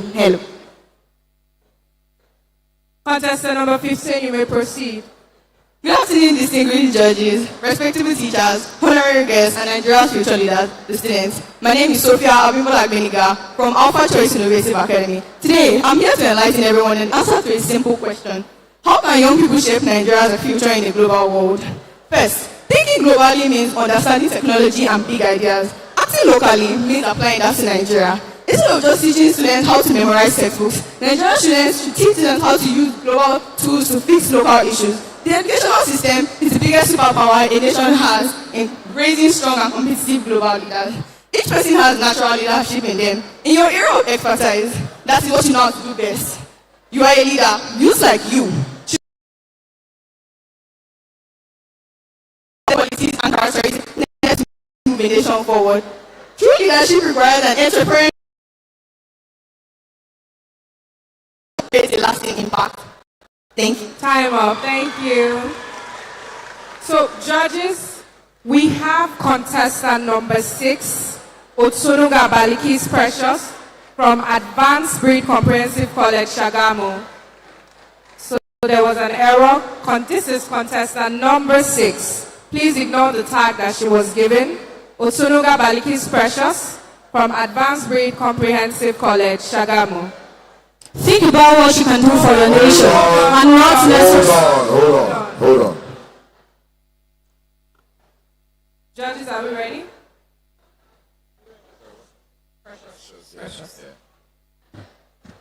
Are we ready? You may proceed. Think about what you can do for your nation and not necessarily what your nation can do for you.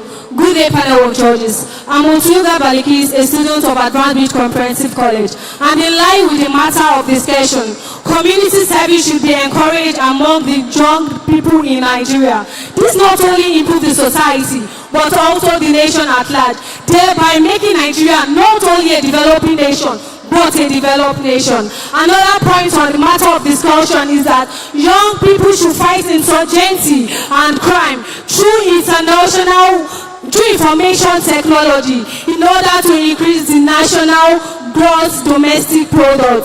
Finally, like I said earlier on, everybody has a role to play in developing Nigeria for the purpose of our today's generation, our tomorrow's generation, and the future generation. I am Otsunuga Balikis, a student of Advanced Breed Comprehensive College, and I'm honored to stand before you all to establish my points. Thank you very much.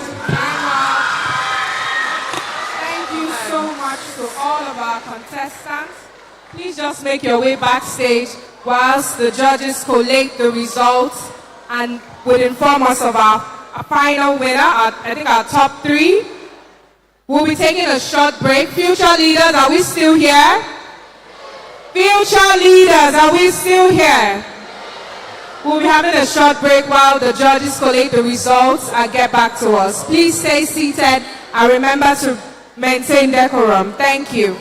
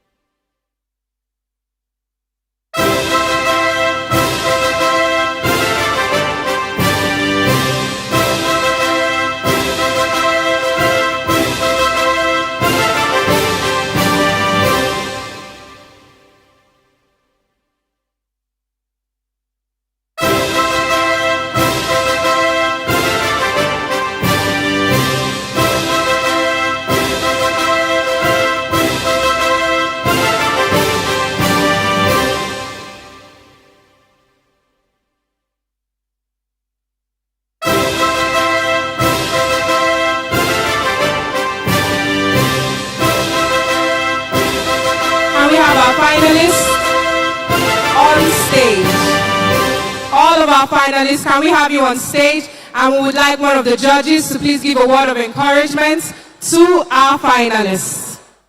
Please appreciate them. Let's give them a round of applause as they come forward.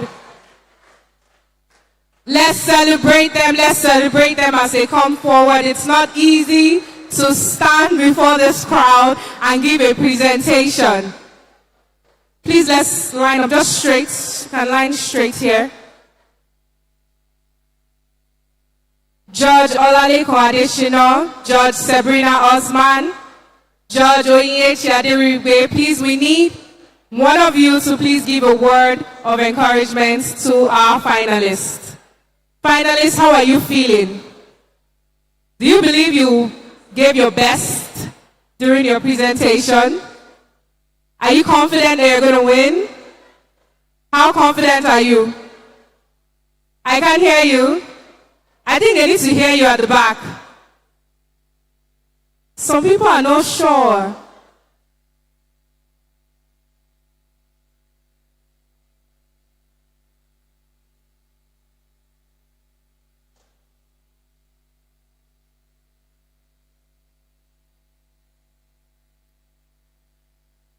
Testing microphone. Okay. Sab, I think you're good to go. Sabrina. Finalists, the judges will be giving you a word of encouragement. Hello, okay, thank you very much. Please put your hands together for yourselves. You are not clapping, that means you're not confident of yourselves. Amazing work. You all did great, I must confess, but the accent wasn't necessary. You were rushing. I know the time constraint was there, but some people did well, even with the time frame that they were given. And please, your pronunciation is very, very important. Your pronunciation shouldn't be accent. Do you understand? Speak well. Speak well. You are Nigerians, yes, but at the same time, please learn to speak well. Learn to correctly speak well and not use accent. Do you all hear me? But fantastic job, everyone. You all did great, and I'm super, super proud of you all. Congratulations to every one of you. Keep soaring higher, keep shining. Indeed, you're future leaders. Thank you very much. Thank you so much. Please let's put our hands together for Judge Sabrina Osman. All right, check. Sorry, please. Who is Sophia? Who is Sophia? Okay. Just hold on. We basically have our.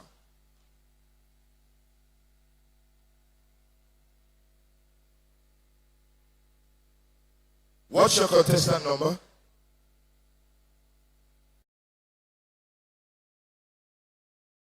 Contestant number 15.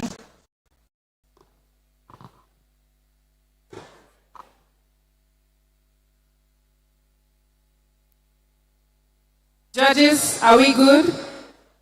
Sorry, this is a bit tough. Apologies, we're trying to make it quick. Okay. Please let us know that after this, we'll be going into the award ceremony where we'll be giving out the gifts to the quiz winner and also to the public speaking competition winners. Please note that after this, we would have the award ceremony where we will be giving the gift to the quiz winners and also the public speaking competition winners. Please, can we confirm Otunuga Balikis? What's your number, please? Number 2. All right, thank you. Please just give us a few minutes to finalize. Okay. Finalists, are we ready for the winners? Are you ready? Are you sure? I don't think your school is here. Are they still here? They are not celebrating you. Why? Is that the best you can give for your finalists? I don't think the people downstairs like their finalists. Let's celebrate our finalists. Come on. If you think the trophy and the winners are coming from your school, please put your hands together. All right, judges, do you still need them on stage? Yes, we need them on stage. Okay. Who is contestant number 6, please? Contestant number 6. This is contestant number 2, Balikis. Who is contestant 6? I don't think there was a 6. So there was an error, right? Yes, there was an error. So you're actually 2, so there's no number 6. All right. Okay. Awesome. Yes, she's number 2. Okay. Otunuga Balikis is number 2. Otunuga Balikis is number 2.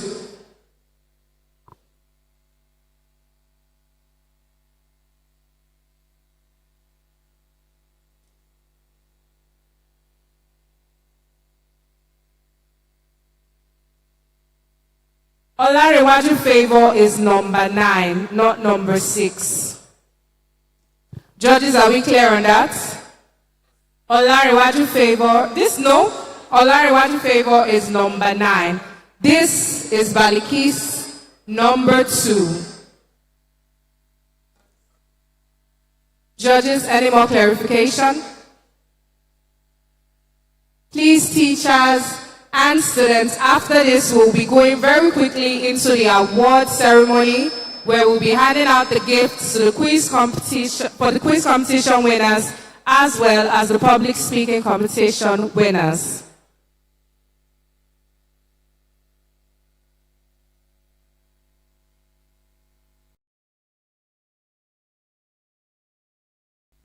Please, if you could have some light music in the background. Thank you.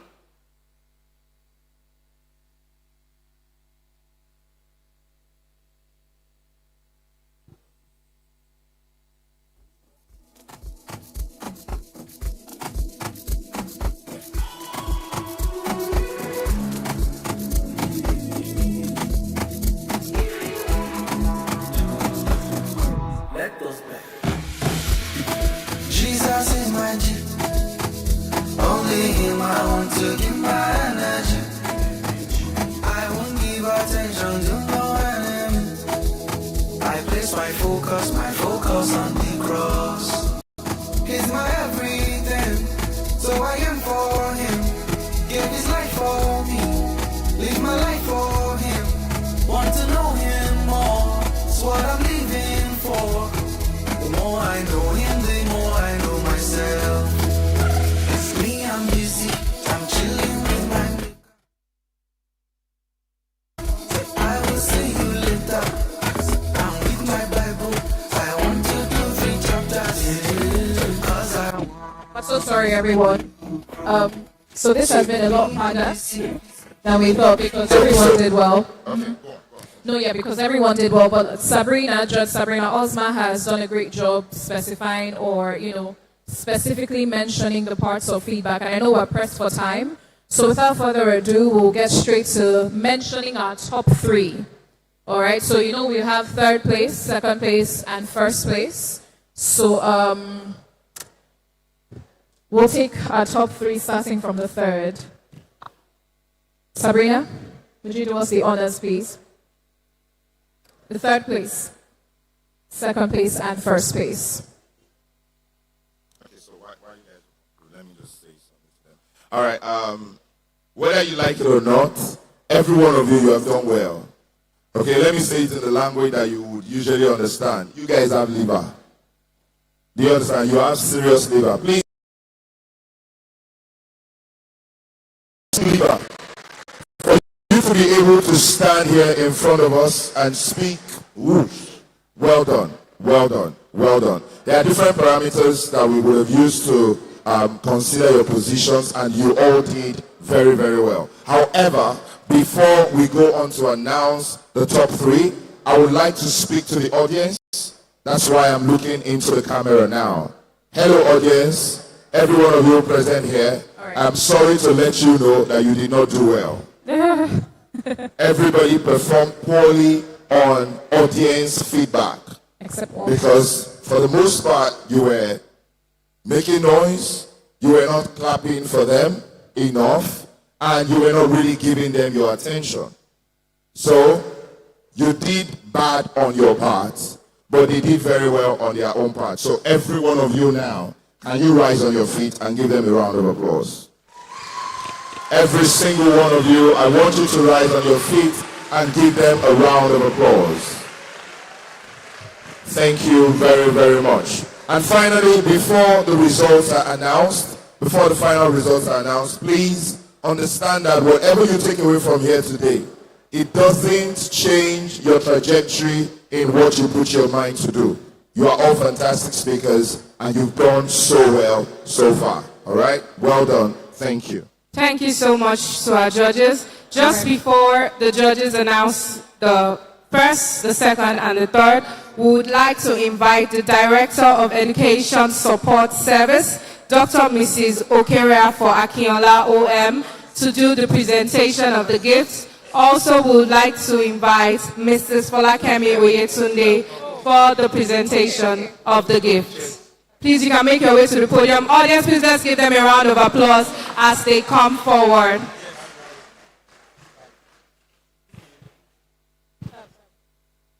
All right. So do we want the director to go ahead first? Yes, please. So we're going to do this by elimination. If you hear your name, we'd love for you to please take a seat. And the audience would love for you to please welcome them back very warmly with a very loud applause. All right, are we ready? If you're ready, say we're ready. If you're ready, give me some energy. Awesome.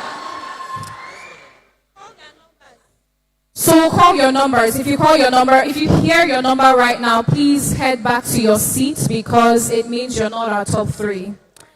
Contestant number 9.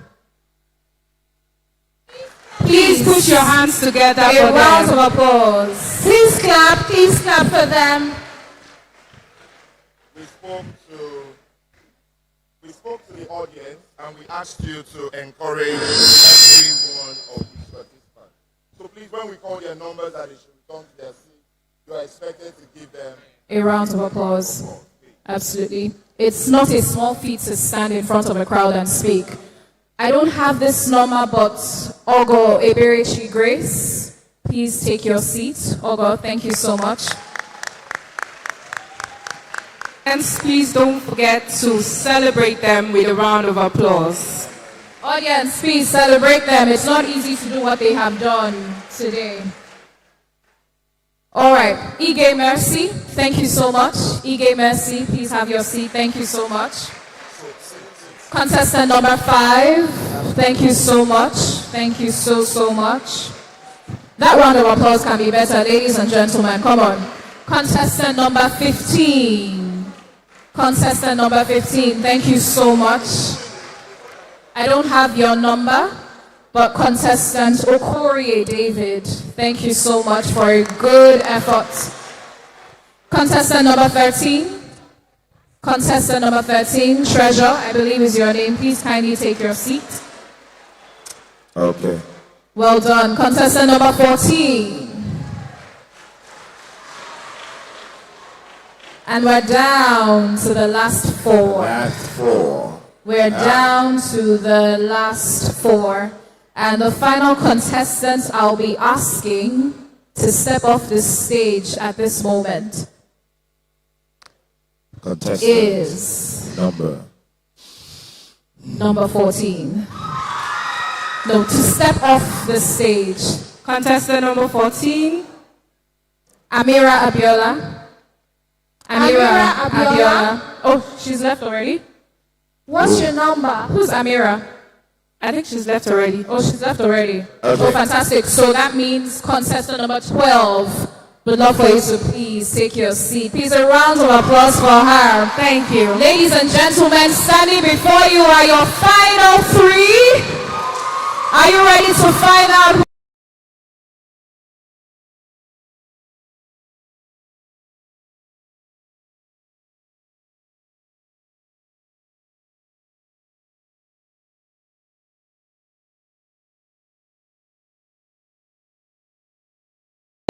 ₦100,000, whilst the second place will be leaving with the sum of 200,000 naira, and the first place would be leaving with a whooping sum of 300,000 naira. So we would like our judges to please join us on stage. Our judges, please, could you please join us on stage? Please, let's put our hands together as our judges make their way to the stage. Celebrate the judges. If not, they will go home with the money. Please celebrate the judges. I know I don't want them to go back home without money, so please celebrate them. Celebrate them.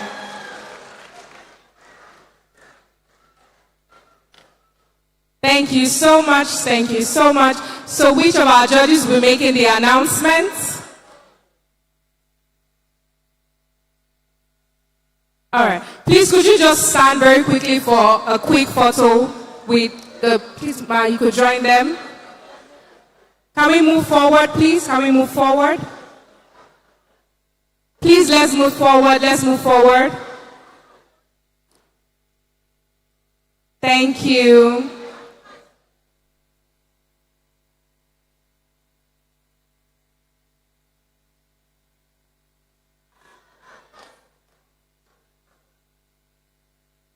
Are we good? Thank you so much. Thank you so much. So which of our judges will be making the announcement?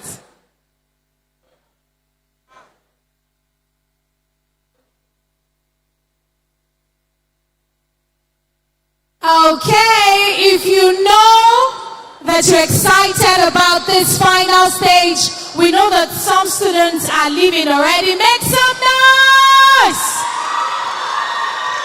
Awesome. The third position for this category of public speaking, going on with a sum of the sum of 100,000 naira is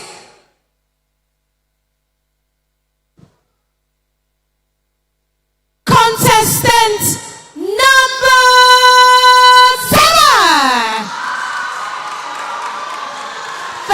you very much. Congratulations to you. Thank you. Thank you. All right, let's wait for the... Please let's make it snappy. Contestant number 7, please move forward as you receive your token. Please, can we move forward? Can we move forward? If she's from your school, put your hands together for her. She's done great. Aren't you proud of her? I am proud of her. Thank you so much. Thank you so much. Please, a round of applause for our 3rd place winner. Thank you. Okay, going on with a sum of 200,000 naira.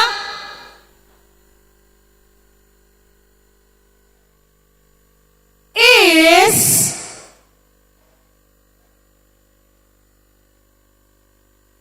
thank you so much, contestant number 7. Who is your winner? Is it contestant 2 or contestant 5? Who is your winner? Contestant 2 or 5? 2 or 5? 2 or 5?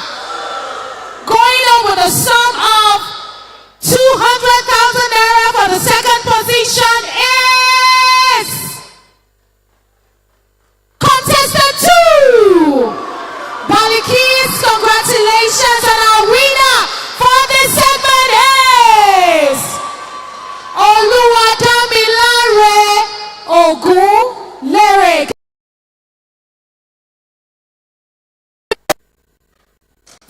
Victor Ogunlere. Contestant, are we clapping at all? Congratulations, Balikis.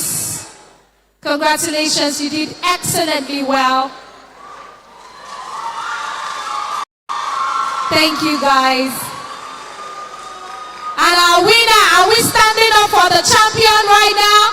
Stand up for the champion and put your hands together for our winner, Oluwadamilare Victor. Indeed, he's a victor. Congratulations, sir. Congratulations. And with that, we've come to the end of this segment. Thank you very much. He's going on with a sum of 300,000 naira. Thank you, Dare Adeboye Foundation. Thank you for supporting education. Thank you.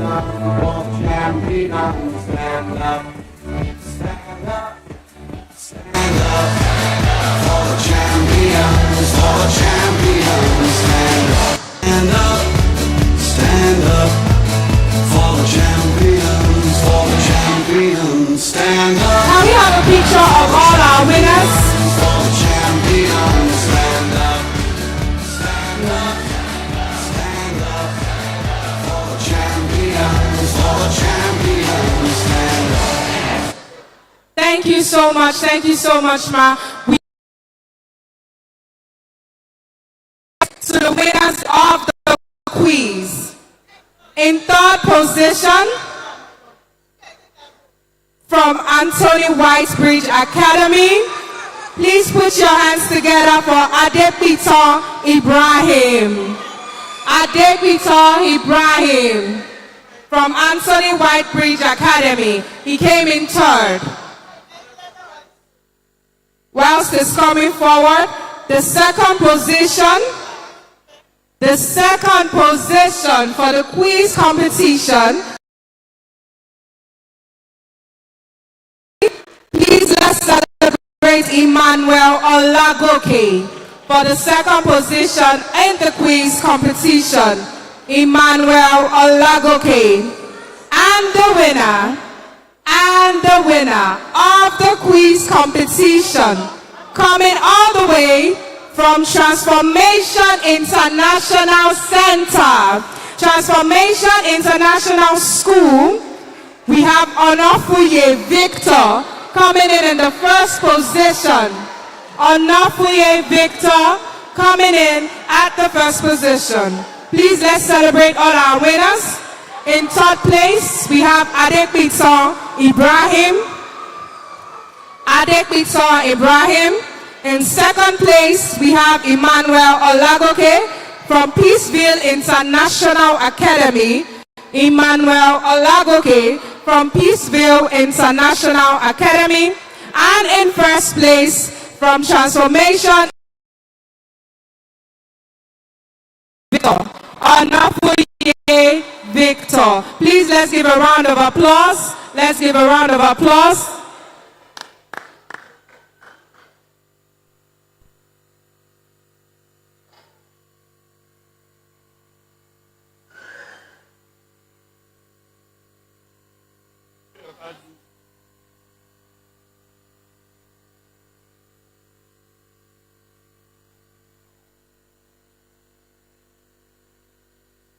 Thank you so much to Dr. Akinola and Mrs. Folakemi Oyetunde, who would also be leading us in the closing prayer as we bring this wonderful event to an end. It has truly been an honor and a pleasure doing the hosting alongside with Iyanu and Faithful Atewe. Till we see next year, stay safe, God bless. Please let's put our hands together for Mrs. Folakemi Oyetunde for the closing prayer.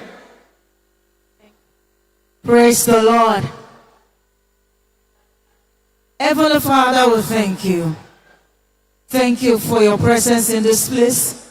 Thank you for the success that you have been to this end. We give you all the glory. Thank you for safety. Thank you for protection on all the students, all the teachers, all the speakers. We give you all the glory. Be exalted in the name of Jesus. Father God, we ask as all our students, teachers, representatives are returning back to their homes. Lord, we ask that you go with every one of us in the name of Jesus. Everyone will arrive home safely in the name of Jesus. And next year, when we shall be coming, Lord, we shall be bigger in the name of Jesus. Thank you, Heavenly Father. In Jesus' mighty name have we prayed. Amen. Praise the Lord.